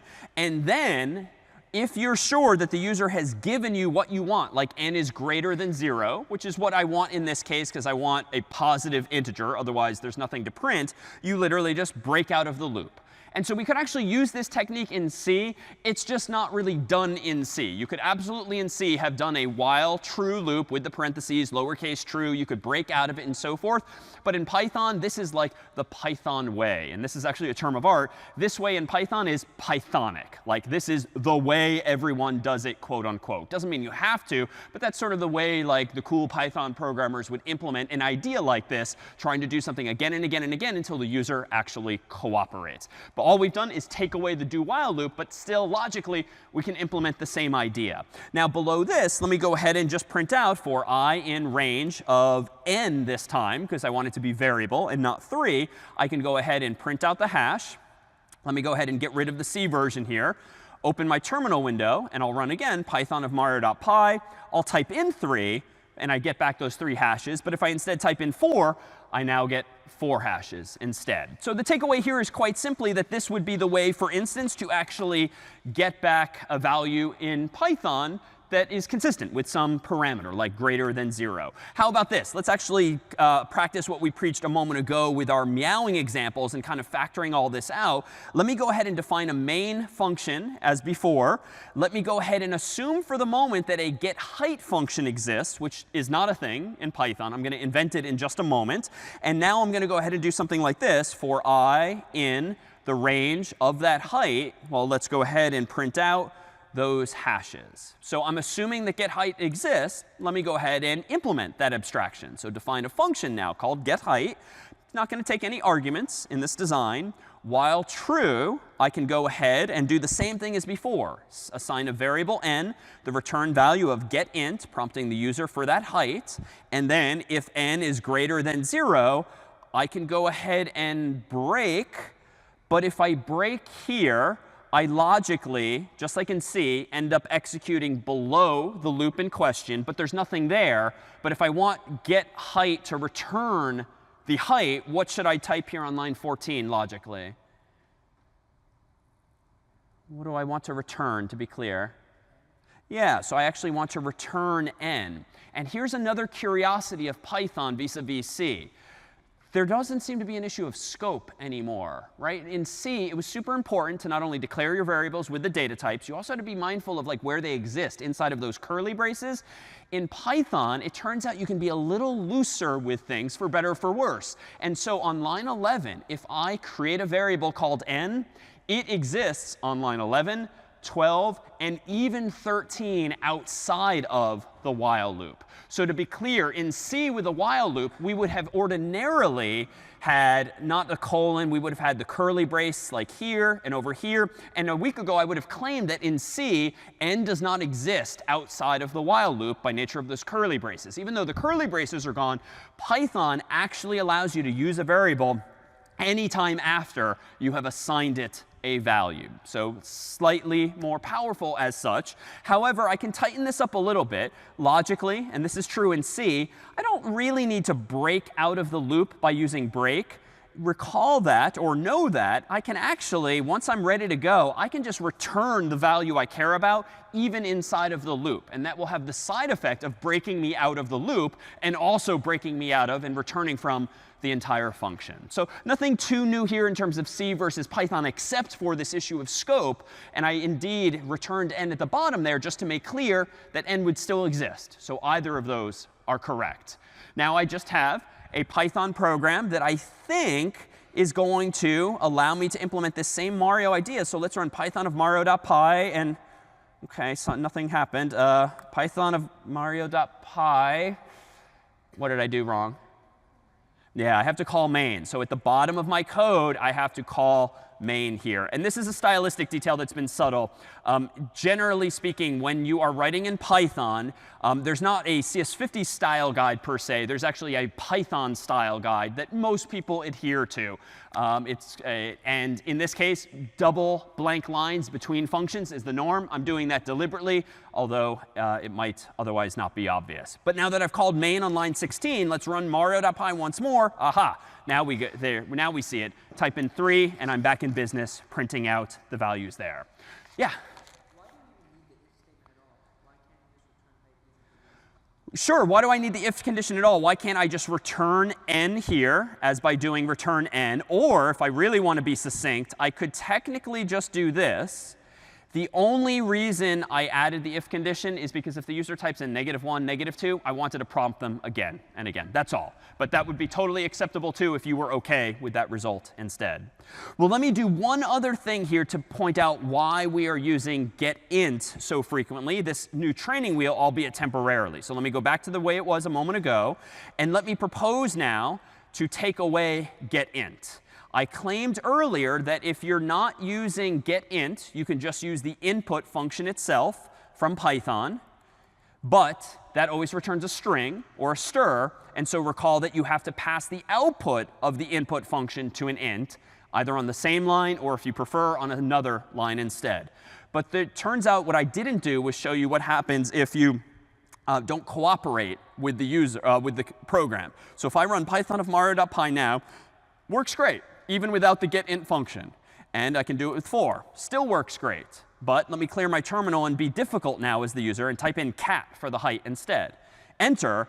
Now we see one of those tracebacks again. This one is different. This isn't a name error, but apparently a value error. And if I kind of ignore the stuff I don't understand, I can see invalid literal for int with base 10 cat. That's a super cryptic way of saying that CAT is not a number in decimal notation. And so I would seem to have to somehow handle this case. And if you want to be more curious, you'll see that this is indeed a trace back. And C tends to do this too, or the debugger would do this for you too. You can see all of the functions that have been called to get you to this point. So apparently my problem is initially in line 14. But line 14, if I keep scrolling, is uninteresting. It's main. But line 14 leads me to execute line 2, which is indeed in main. That leads me to execute line 9, which is in get height. And so, OK, here's the issue. So the closest line number to the error message is the one that probably reveals the most. Line 9 is where my issue is. So I can't just blindly ask the user for input and then convert it to an int if they're not going to give me an int. Now, how do we deal with this? Well, back in problem set 2, you might recall validating that the user typed in a number and using a for loop and the like. Well, it turns out there's a better way to do this in Python. And the semantics are kind of there. If you want to try to convert something to a number that might not actually be a number, turns out Python and certain other languages literally have a keyword called try. And if only this existed for the past few weeks, I know. But like, you can try to do the following with your code. What do I want to try to do? Well, I want to try to execute those few lines, except if there's an error. So I can say except if there's a value error, specifically the one I screwed up and created a moment ago. And if there is a value error, I can print out an informative message to the user like not an integer or anything else. And what's happening here now is literally this operative word try. Python is going to try to get input and try to convert it to an int. And it's going to try to check if it's greater than 0 and then try to return it. Why? All of 3 of those lines are indented underneath the try block. Except if something goes wrong, specifically a value error happens, then it prints this. But it doesn't return anything. And because I'm in a loop, that means it's going to do it again and again and again until the human actually cooperates and gives me an actual number. And so this, too, is what the world would call Pythonic. In Python, you don't necessarily rigorously try to validate the user's input, make sure they haven't screwed up. You honestly take a more lackadaisical approach and just try to do something, but catch an error if it happens. So catch is also a term of art, even though it's not a keyword here. Except if something happens, you handle it. So you try and you handle it. So you sort of best effort programming, if you will, but this is baked into the mindset of the Python programming community. So now if I do Python of Mario.py and I cooperate, works great as before. Try and succeed. 3 works, 4 works. If, though, I try and fail by typing in cat, it doesn't crash, per se. It doesn't show me an error. It shows me something more user-friendly, like not an integer. And then I can try again with dog. Not an integer. I can try again with 5. And now it works. So we won't generally have you write much in the way of these try except blocks, only because they get a little sophisticated quickly, but that is to reveal what the getInt function is doing. This is why we give you the training wheels, so that when you want to get an int, you don't have to jump through all these annoying hoops to do so, but that's all the library is really doing for you, is just try and accept. You won't be left with any training wheels ultimately. Questions now on getting input and trying in this way? Anything at all? Yeah?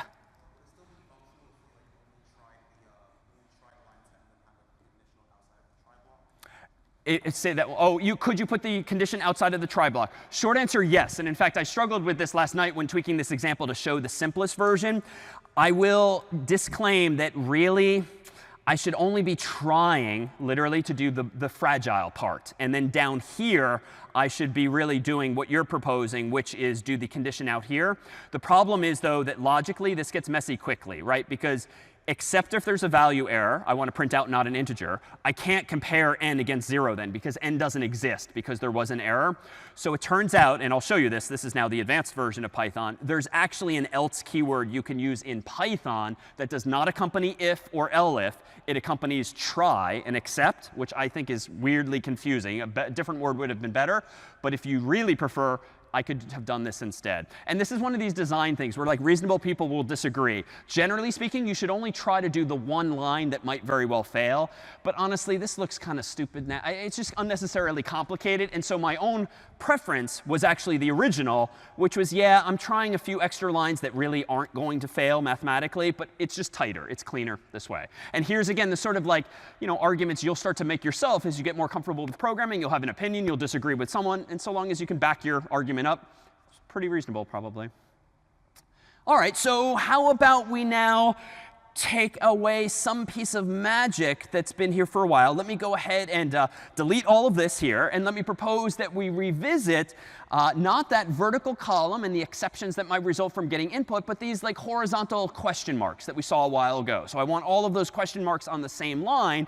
And yet I worry we're about to see a challenge here because print, up until now, has been putting new lines everywhere automatically, even without those \n's. Well, let me propose that we do this. For I in the range of 4, if I want 4 question marks, let me just print 4 question marks. Unfortunately, I don't think this is correct yet. Let me run Python of Mario.py. And of course, this gives me a column instead of the row of question marks that I want. So how do we do this? Well, it turns out if you read the documentation for the print function, it turns out that print, not surprisingly perhaps, takes a lot of different arguments as well. And in fact, if you go to the documentation for it, you'll see that it takes not just positional arguments, that is from left to right, separated by commas. Turns out Python supports a fancier feature with arguments where you can pass the names of arguments to functions too. So what do I mean by this? If I go back to VS Code here, and I've read the documentation, it turns out that yes, as before, you can pass multiple arguments to Python like this, like hello, comma, David, comma, Malin. That will just automatically concatenate all 3 of those positional arguments together. They're positional in the sense that they literally flow from left to right, separated by commas. But if you don't want to just pass in values like that, you want to actually print out, as I did before, a question mark. But you want to override the default behavior of print by changing the line ending. you can actually do this. You can use the name of an argument that you know exists from the documentation and set it equal to some alternative value. And in fact, even though this looks cryptic, this is how I would override the end of each line to be quote unquote, that is nothing.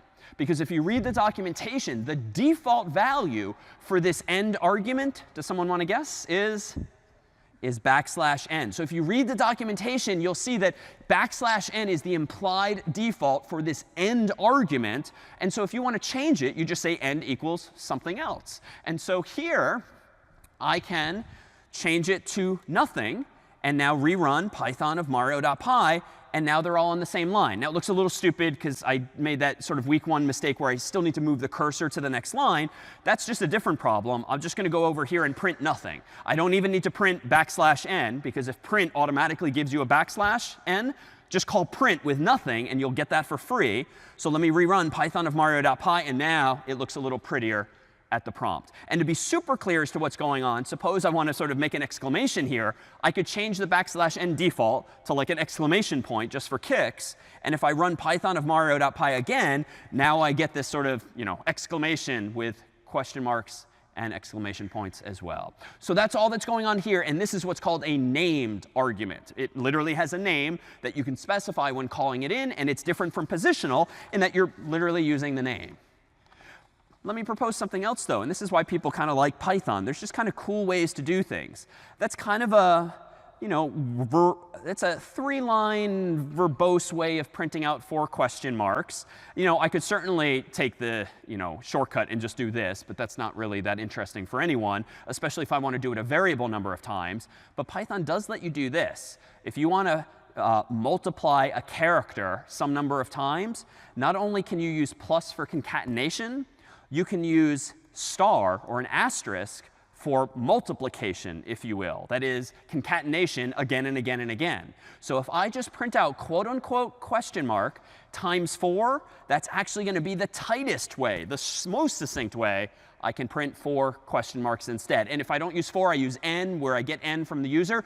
Bang, like now I've gotten rid of the for loop entirely, and I'm using the star operator to manipulate it instead. And to be super clear here, insofar as Python does not have malloc or free or memory management that you have to do, guess what Python also doesn't have?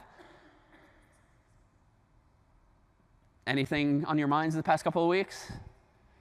Doesn't have pointers. Yeah, so Python does not have pointers, which just means that all of that happens for you automatically underneath the hood, again, by way of code that someone else wrote. How about one more throwback with Mario? We talked about in week 1 this sort of 2-dimensional structure where it's like, I claim like 3 by 3, a grid of bricks, if you will. Well, how can we do this in Python? We can do this in a couple of ways now. Let me go back to my Mario.py, and let me do something like for I in range of, we'll just do 3, even though I know now I could use getInt, or I could use input and int. And if I want to do something 2-dimensionally, just like in C, you can nest your for loop. So maybe I could do for j in range of 3. And then in here, I could print out a hash symbol. And then let's see if that gives me 9 total. So if I've got a nested loop like this, Python of Mario.py hopefully gives me a grid. No, it gave me a column of 9. Why, logically? Even though I've got my row and my columns. Yeah.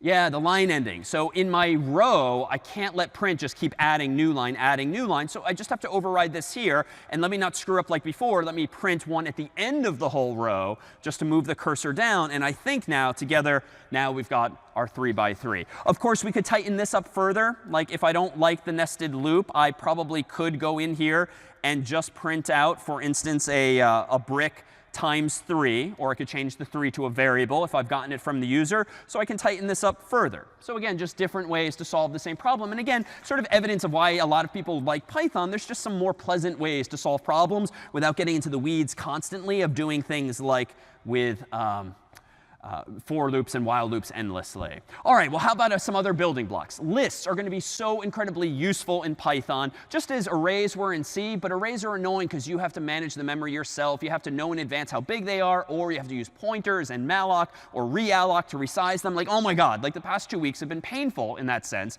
But Python does this all for free for you. In fact, there's a whole bunch of functions that come with Python that involve lists, and they'll allow us ultimately to do things again and again and again within the same data structure. And for instance, we'll be able to get the length of a list. You don't have to remember it yourself in a variable. You can just ask Python how many elements are in this list.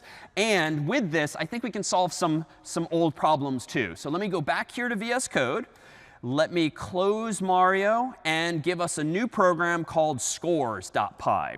And rather than show the C and the Python now, let's just focus on Python. And in scores.c, way back when, we just averaged like 3 test scores or something like that, 72, 73, and 33 a few weeks ago. So if I want to create a list in this Python version of 72, 73, 33, I just use my square bracket notation. C let you use curly braces if you know the values in advance, but Python's just this. And now if I want to compute the average, in C, recall, I did something with a loop. I added all the values together. I then divided by the total number of values, just like you would in grade school, and that gave me the average. Well, Python comes with a lot of super handy functions, not just length, but others as well. And so in fact, if you want to compute the average, you can take the sum of all of those scores and divide it by the length of all of those scores. So Python comes with length, comes with sum. You can just pass in a whole list of any size and let it deal with that problem for you. So if I want to now print out this average, I can print out average colon, and then I'll plug in my average string for a variable for interpolation. Let me make this an f string so that it gets formatted. And let me just run Python of scores.py. And there's my average. It's sort of rounding weird because we're still vulnerable to some floating point imprecision. But at least I didn't need loops, and I didn't have to write all this darn code just to do something that, you know, Excel and Google Spreadsheets can just do like that. Well, Python is closer to those kinds of tools, but more powerful in that you can manipulate the data yourself. How about, though, if I want to get a bunch of scores manually from the user and then sum them together? Well, let's combine a few ideas here. How about this? First, let me go ahead and import the CS50 getInt function from the CS50 library, just so we don't have to deal with try and accept or all of that. And let me go ahead and give myself an empty list. And this is powerful. In C, there's no point to an empty array, because if you create an empty array with square bracket notation, like, it's not useful for anything. But in Python, you can create it empty because Python will grow and shrink the list for you automatically as you add things to it. So if I want to get 3 scores from the user, I could do something like this. For I in range of 3. And then I can grab a variable called score or anything. I could call getInt, prompt the human for the score that they want to type in. And then once they do, I can do this, thinking back to our object-oriented programming capability now. I could do scores dot append, and I can append that score to it. And you would only know this from having read the documentation, heard it in class in a book or whatnot. But it turns out that just like strings have functions like lower built into them, lists have functions like append built into them that just literally appends to the end of the list for you. And Python will grow or shrink it as needed. No more malloc or realloc or the like. So this just appends to the scores array, the scores list, that score, and then again and again and again. So the array starts at, the list starts at size 0, then grows to 1, then 2, then 3, without you having to do anything else. And so now down here, I can compute an average with the sum of those scores divided by the length of the total number of scores. And to be clear, length is the total number of elements in the list. Doesn't matter how big the values themselves are. Now I can go ahead and print out an f string with something like average, colon, average, and curly braces. And if I run Python of scores.py, I'll type in, just for the sake of discussion, the 3 values. I still get the same answer. But that would have been painful to do in C unless you committed in advance to a fixed size array, which we already decided weeks ago was annoying, or you grew it dynamically using malloc or realloc or the like. All right, what else can I do? Well, there's some nice things you might as well know exist. Instead of scores.append, you can do slight fanciness like this. like if you want to append something to a list, you can actually do plus equals and then put that thing in a temporary list of its own and just use what is essentially concatenation, but not concatenation of strings, but concatenation of lists. So this new line 6 appends to the scores list this tiny little list I'm temporarily creating with just the current new score. So just another piece of syntax that's worth seeing that allows you to do something like that as well. All right, well, how about we go back to strings for a moment? And all of these examples, as always, are on the course's website afterward. Suppose we want to do something like converting characters to uppercase. Well, to be clear, I could do something like this. Let me create a program called uppercase.py. Let me prompt the user for a before string, as by using the input function or getString, which is almost the same. And I'll prompt the user for a string beforehand. Then let me go ahead and print out, how about the keyword after, and then end the new line with nothing, just so that I can see before on one line and after on the next line. And then let me do this. And here's where Python gets pleasant too with loops. For C in before, print C.upper end equals quote unquote, and then I'll print this here. All right, that was fast, but let's try to infer what's going on. So line 1 just gets input from the user, stores it in a variable called before. Line 2 literally just prints after, but doesn't move the new line, the cursor to the next line. What it then does is this. And in C, this was a little more annoying. You needed a for loop with I. You needed array notation with the square brackets. But Python, if you say for variable in string, so for C, for character in string, Python's going to automatically assign C to the first letter that the user types in. Then on the next iteration, the second letter, the third letter, and the fourth. So you don't need any square bracket notation. You just use C, and Python will do it for you and just hand you back one at a time each of the letters that the user has typed in. So if I go back over here and I run, for instance, Python of uppercase.py, and I'll type in, how about David in all lowercase and hit enter, you'll now see that it's all uppercase instead by iterating over it, indeed one character at a time. But we already know, thanks to object-oriented programming, strings themselves have the functionality built in to not just uppercase single characters, but the whole string. So honestly, this was a bit of a silly exercise. I don't need to use a loop anymore like in C. And so some of the habits you've only just developed in recent weeks, it's time to start breaking them when they're not necessary. I can create a variable called after, set it equal to before.upper, which indeed exists, just like .lower exists. And then what I can go ahead and print out is, for instance, let's get rid of this print line here and do it at the end, after, and print the value of that variable. So now if I rerun uppercase.py, type in David in all lowercase, I can just uppercase the whole thing all at once, because again, in Python, you don't have to operate on characters individually. Questions on any of these tricks up until now? No? All right, how about a few other techniques that we saw in C that we'll bring back now in Python? So it turns out in Python, there are other libraries you can use too that unlock even more functionality. So in C, if you wanted command line arguments, you just change the signature for main to be void, instead of void, to be int argc, comma, string argv, open brackets for an array, or char star eventually. Well, it turns out in Python that if you want to access command line arguments, it's a little simpler, but they're tucked away in a library, otherwise known as a module called sys, the sys or system module. Now, this is similar in spirit to the CS50 library in that it's got a bunch of functionality built in, but this one comes with Python itself. So if I want to create a program like greet.py in VS Code here, let me go ahead and do this. From the sys library, let's import argv.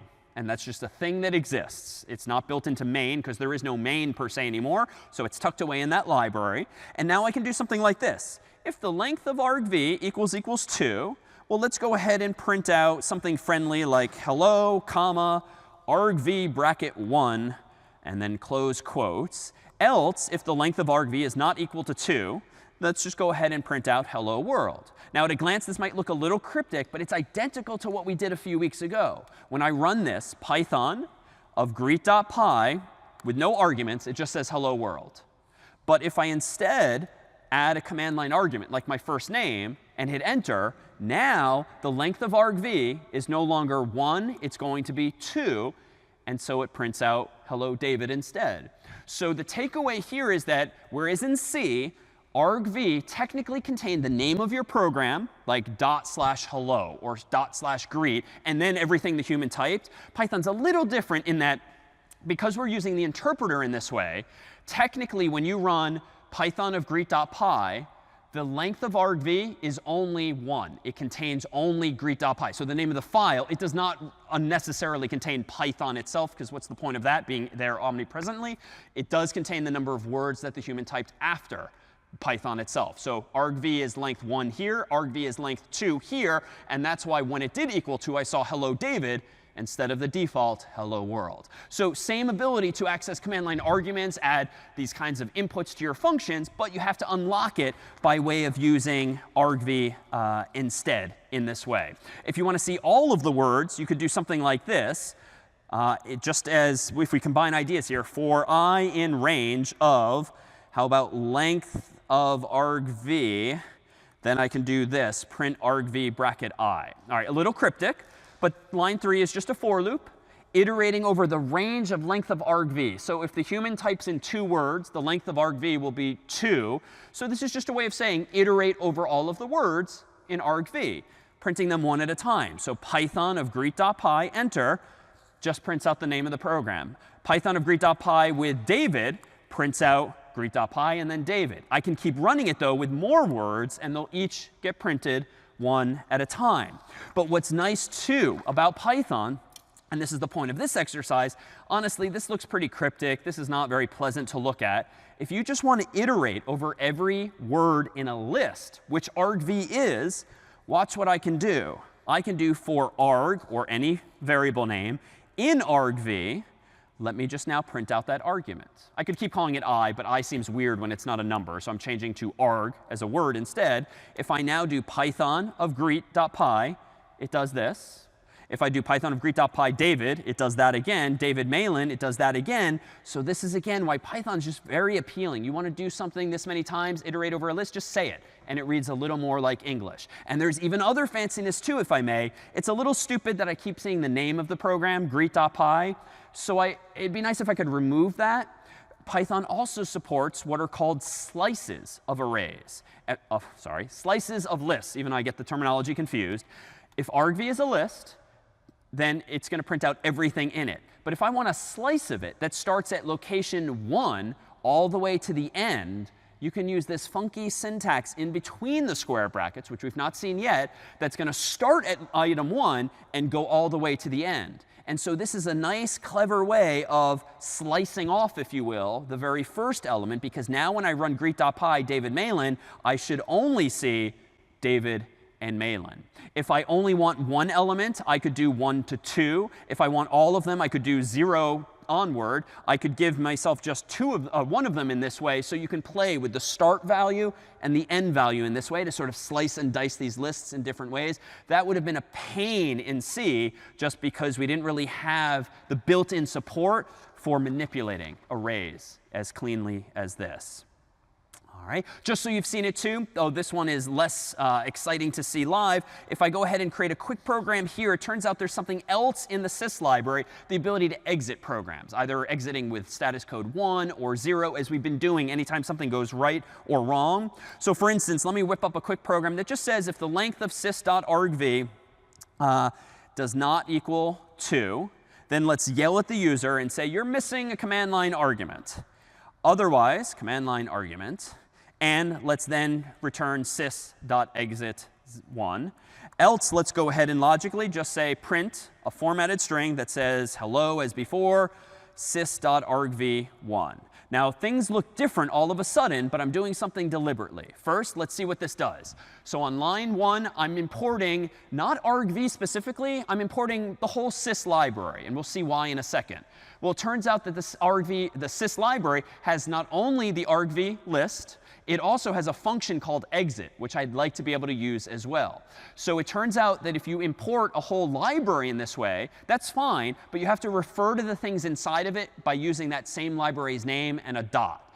to sort of namespace it, so to speak. So here I'm just saying if the user does not type in 2 words, yell at them with missing command line argument and then exit with 1. Just like in C, when you do exit 1, just means something went wrong. Otherwise, print out hello to this. And this is starting to look cryptic, but it's just a combination of ideas. The curly braces means interpolate this value, plug it in here. sys.argv is just the verbose way of saying go into the sys library and get the argv variable therein. And bracket 1, of course, just like arrays in C, is just the second element at the prompt. So when I run this version now, Python of exit.py, with no arguments, I get yelled at in this way. If, however, I type in 2 arguments total, the name of the file and my own name, now I get greeted with hello, David. And it's the same idea before. This was a very low-level technique, but same thing here. If you do echo $? Enter, you'll see the exit code of your program. So if I do this incorrectly again, let me rerun it without my name, enter, I get yelled at. But if I do echo $? There's the secret one that's returned. Again, just to show you parity with C in this case. Questions now on any of these techniques here? All right, how about something that's a little more powerful too? We spent so much time in week 0 and 1 doing searching and then eventually sorting in week 3. Well, it turns out Python can help with some of this too. Let me go ahead and create a program called names.py that's just going to be an opportunity to maybe search over a whole bunch of names. Let me go ahead and import sys. And then just so I have access to exit. And let me go ahead and create a variable called names that's going to be a list with a whole bunch of names. How about here? Charlie and Fred and George and Ginny and Percy, and lastly, Ron. So a whole bunch of names here. And it'd be a little annoying to implement code that iterates over that from left to right in C, searching for one of those names. In fact, what name? Well, let's go ahead and ask the user to input the name that they want to search for so that we can tell them if the name is there or not.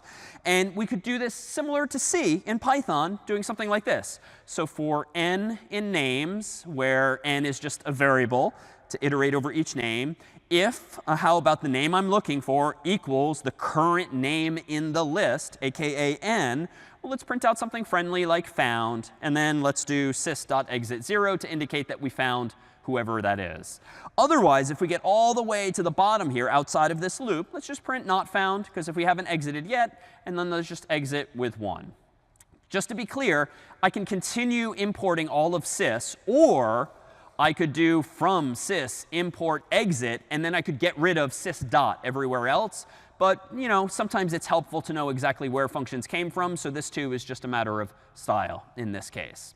All right, so let's go ahead and run this. Python of names.py, and let's look for like Ron all the way at the end. All right, he's found. And let's search for someone outside of the family here, like Hermione, not found. OK, so it seems to be working in this way. But I've essentially implemented what algorithm? What algorithm would this seem to be per lines 7 and 8 and 9 and 10? Yeah, so it's just linear search. It's a loop, even though the syntax is a little more succinct today. And it's just iterating over the whole thing. Well, honestly, we've seen an even more terse way to do this in Python. And this, again, is what makes it a more pleasant language sometimes. Why don't I just do this? Instead of iterating one at a time, why don't I just say this? Let me go ahead and change my condition to just be, how about if the name we're looking for is in the names list, we're done. We found it. Use the in preposition that we've seen a couple of times now that itself asks the question, is something in something else? And Python will take care of linear search for us. And it's going to work exactly the same. If I do Python of names.py, search for Ron, it's still going to find him. And it's still going to do it linearly in this case, but I don't have to write all of the lower level code myself in this case. Questions now on any of this? The code's just getting shorter and shorter. Now, what about, let's see, what else might we have here? How about this? It turns out, let's go ahead and implement that phone book that we started metaphorically with in the beginning of the course. Let's code up a program called phonebook.py. And in this case, let's go ahead and let's create a dictionary this time. Recall that a dictionary is a little something that implements something like this, like a 2-column table that's got keys and values, words and definitions, names and numbers. And let's focus on the last of those, names and numbers in this case. Well, I claimed earlier that Python has built-in support for dictionaries, dict objects that you can create with one line. I didn't need it for Speller because a set is sufficient when you only want one of the keys or the values, not both. But now I want some names and numbers. So it turns out in Python, you can create an empty dictionary by saying dict open parenthesis close, and that just gives you essentially a chart that looks like this with nothing in it. Or there's more succinct syntax. You can alternatively do this with 2 curly braces instead. And in fact, I've been using a shortcut all this time. When I had a list earlier where my variable was called scores, and I did this, that was actually the shorthand version of this. Hey, Python, give me an empty list. So there's different syntax for achieving the same goal. In this case, if I want a dictionary for people, I can either do this or, more commonly, just 2 curly braces like that.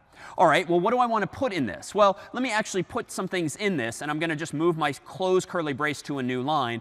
If I want to implement this idea of keys and values, the way you do this in Python is key colon value, comma, key colon value. So you'd implement it more in code. So for instance, if I want Carter to be the first key in my phone book, and I want his number to be +1 617 495 1000, I can put that as the corresponding value. The colon is in between. Both are strings or strs, so I've quoted both deliberately. If I want to add myself, I can put a comma. And then just to keep things pretty, I'm moving the cursor to the next line, but that's not strictly required aesthetically. It's just good style. And here I might do +1 949 468 2750. And now I have a dictionary that essentially has 2 rows here, Carter and his number, and David and his number as well. And if I kept adding to this chart would just get longer and longer. Suppose I want to search for one of our numbers. Well, let's prompt the user for the name for whose number you want to search by getting string. Or you know what? We don't need the CS50 library. Let's just use input and prompt the user for a name. And now we can use this super terse syntax and just say if name in people print the formatted string number, colon, and here we can do this, people bracket name. OK, so this is getting kind of cool, kind of quickly, kind of confusingly. So let me run this. Python of phonebook.py. Let's type in Carter, and indeed I see his number. Let's run it again with David, and I see my number here. So what's going on? Well, it turns out that a dictionary is very similar in spirit to a list. It's actually very similar in spirit to an array in C. But instead of being limited to keys that are numbers, like bracket 0, bracket 1, bracket 2, you can actually use words. And that's all I'm doing here on line 8. If I want to check for the name Carter, which is currently in this variable called name, I can index into my people dictionary using not a number, but using literally a string, the name Carter or David or anything else. To make this clear, too, notice that I'm at the moment using this format string, which is adding some undue complexity. But I could clarify this perhaps further as this. I could give myself another variable called number, set it equal to the people dictionary, indexing into it using the current name. And now I can shorten this to make it clearer that all I'm doing is printing the value of that.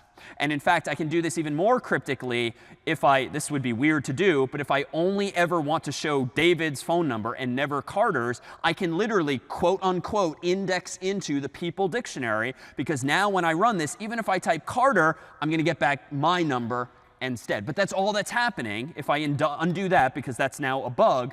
But I index into it using the value of name. Dictionaries are just so wonderfully convenient because now you can associate anything with anything else, but not using numbers, but entire keywords instead. So here's how if in Speller we gave you not just words, but hundreds of thousands of definitions as well, you could essentially store them as this. And then when the human wants to look up a definition in a proper dictionary, not just for spell checking, you could index into the dictionary using square brackets and get back the definition in English as well. Questions on this? Yeah? Is the way that this code does it, because I know you're saying that Python has functions already made for you, is the if preposition actually iterate through an array to find the value? Or because you're calling a value here, it must still find a way to go to A really good question. So to summarize, how is Python finding that name within that dictionary? This is where, honestly, Speller in PSET 5 is what Python's all about. So you are struggling with implementing your own spell checker and implementing your own hash table. And recall that per last week, the goal of a hash table is to ideally get constant time access, not something linear, which is slow, and even better than something logarithmic like log base 2 of n.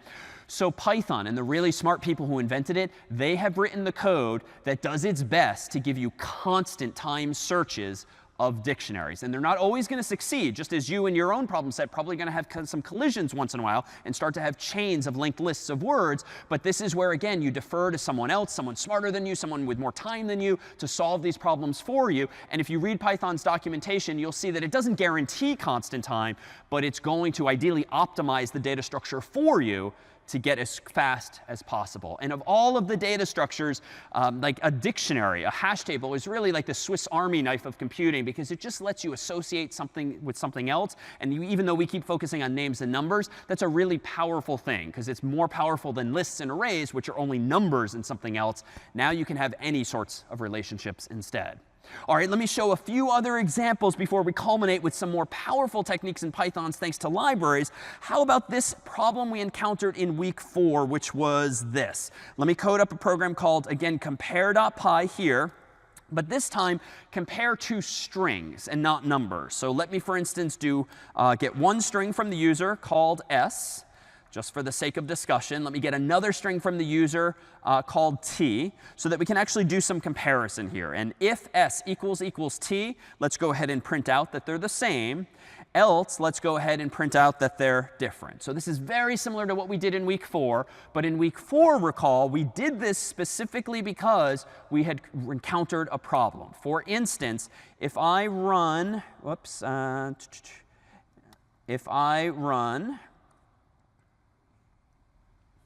going on? Input T. Come on. Oh, OK. Wow. OK. Long day. All right. If I run the proper command, Python of compare.py, then let's go ahead and type in something like cat in all lowercase, cat in all lowercase, and they're the same. If, though, I do this again with dog and dog, they're the same. And of course, cat and dog, they're different. But does anyone recall from 2 weeks ago, when I typed in my name twice, both identically capitalized, what did it say? That they were, in fact, different. And why was that? Like, why were two strings in C different, even though I typed literally the same thing? Two different places in memory. So each string might look the same aesthetically, but of course was stored elsewhere in memory. And yet Python appears to be using the equality operator, equals equals, like you and I would expect as humans, actually comparing for us char by char in each of those strings for actual equality. So this is a feature of Python in that it's just easier to do. And why? Well, this derives from the reality that in Python there are no pointers anymore. There's no underlying memory management. It's not up to you now to worry about those lower level details. The language itself takes care of that for you. And so similarly, if I do this and don't ask the user for two strings, but just one, and then I do something like this, how about give myself a second variable t, set it equal to s.capitalize, which note is not the same as upper. Capitalize by design per Python's documentation will only capitalize the first letter for you. I can now print out, say, two f strings here, what the value of s is. And then let me print out with another f string what the value of t is. And recall that in C, this was a problem, because if you capitalize s and store it in t, we accidentally capitalized both s and t. But in this case, in Python, when I actually run this and type in cat in all lowercase, the original s is unchanged, because when I use capitalize on line 3, this is indeed capitalizing s, but it's returning a copy of the result. It cannot change s itself because, again, for that technical term, s is immutable. Strings, once they exist, cannot be changed themselves, but you can return copies and modified, mutated copies of those same strings. So in short, all of those headaches we encountered in week 4 are now solved really in the way you might expect. And here's another one that we dwelled on in week 4 with the colored liquid in glasses. Let me code up a program called swap.py. And in swap.py, let me set x equal to 1, y equal to 2. And then let me just print out an f string here. So how about x is this, comma, y is that. And then let me do that twice just for the sake of demonstration. And in here, recall that we had to create a swap function, but then we had to pass it in by reference with the ampersand. And like, oh my God, like that was kind of peak complexity in C. Well, if you want to swap x and y in Python, you could do x comma y equals y comma x. And now Python of swap.py, and there we go. All of that's handled for you. It's sort of like a shell game without even a temporary variable in mind. So what more can we do here? How about a few final building blocks? And these related now to files from that week 4. Suppose that I want to save some names and numbers in like a CSV file, comma separated values, which is like a very lightweight spreadsheet. Well, first, let me create a phonebook.csv file that just has name, comma, number as like the first row there. But after that, I'm going to go ahead now and code up a phonebook.py program that actually allows me to add things to this phone book. So let me split my screen here so that we can see the old and the new. And down here in my code for phonebook.py, in this new and improved version, I'm going to actually import a whole other library, this one called CSV. And here too, especially for people in data science and the like, really like being able to manipulate files and data that might very well be stored in spreadsheets or CSVs, comma, separated values, which we saw briefly in week 4. In phonebook.py then, it suffices to just import CSV after reading the documentation therefore, because this is going to give me functionality in code related to CSV files. So here's how I might open a file in Python. I literally call open. It's not fopen now. It's just open. And I open this file called phonebook.csv. And just as in C, I'm going to open it in append mode. Not write, where it would change the whole thing. I want to append, new line at a time. After this, I want to get maybe, how about a name from the user? So let's prompt the user for some input for their name. And then let's prompt the user for a number as well using input, prompting for number. All right, and now this is a little cryptic, and you'd only know this from the documentation. But if you want to write rows to a CSV file that you can then view in Excel or the like, you can do this. Give me a variable called writer, but I could call it anything I want. Let me use a csv.writer function that comes with this CSV library, passing in the file. This is like saying, hey, Python, treat this open file as a CSV file so that things are separated with commas and nicely formatted in rows and columns. Now I'm going to do this. Use that writer to write a row. Well, what do I want to write? I want to write a short list, namely the current name and the current number, to that file. But I don't want to use fprintf and %s and all of that stuff that we might have had in the past. And now I just want to close the file. Let me reopen my terminal. Let me run Python of phonebook.py. And let me type in, how about David, and then +1 949 468 2750, and crossing my fingers, watching the actual CSV at top left, my code has just added me to the file. And if I were to run it again, for instance, with Carter and +1 617 495 1000, crossing my fingers again, we've updated the file. And it turns out there's code now via which I can even read that file, but I can first tighten this up just so you've seen it. It turns out in Python, it's so common to open files and close them. You know, humans make mistakes, and they often forget to close files, which might then end up using more memory than you intend. So you can alternatively do this in Python so that you don't have to worry about closing files. You can use this keyword instead. You can say with the opening of this file as a variable called file, do all of the following underneath. So I'm indenting most of my code. I'm using this new Python-specific keyword called with. And this is just a matter of saying, with the following opening of the file, do those next 4 lines of code, and then automatically close it for me at the end of the indentation. It's a minor optimization, but this, again, is sort of the Pythonic way to do things instead. How else might I do this too? Well, it turns out that the code I've written here, on line 9 especially, is a little fragile, right? If any human opens this spreadsheet, the CSV file in Excel, Google Spreadsheets, Apple Numbers, and maybe like moves the columns around just because maybe they're futzing, they save it, and they don't realize they've now changed my assumptions, I don't want to necessarily write name and number always in that order, because what if someone screws up and flips those 2 columns by literally dragging and dropping?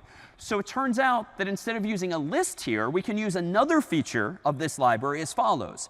Instead of using a a writer, there's something called a dictionary writer or dict writer that takes the same argument as input, the file that's opened. But now the one difference here is that you need to tell this dictionary writer that your field names are name and number. And let me close the CSV here. Name and number are the names of the fields, the columns in this CSV file. And when it comes time to write a new row, the syntax here is going to be a little uglier, but it's just a dictionary. The name I want to write to the dictionary is going to be whatever name the human typed in. The number that I want to write to the CSV file is going to be whatever the number the human typed in.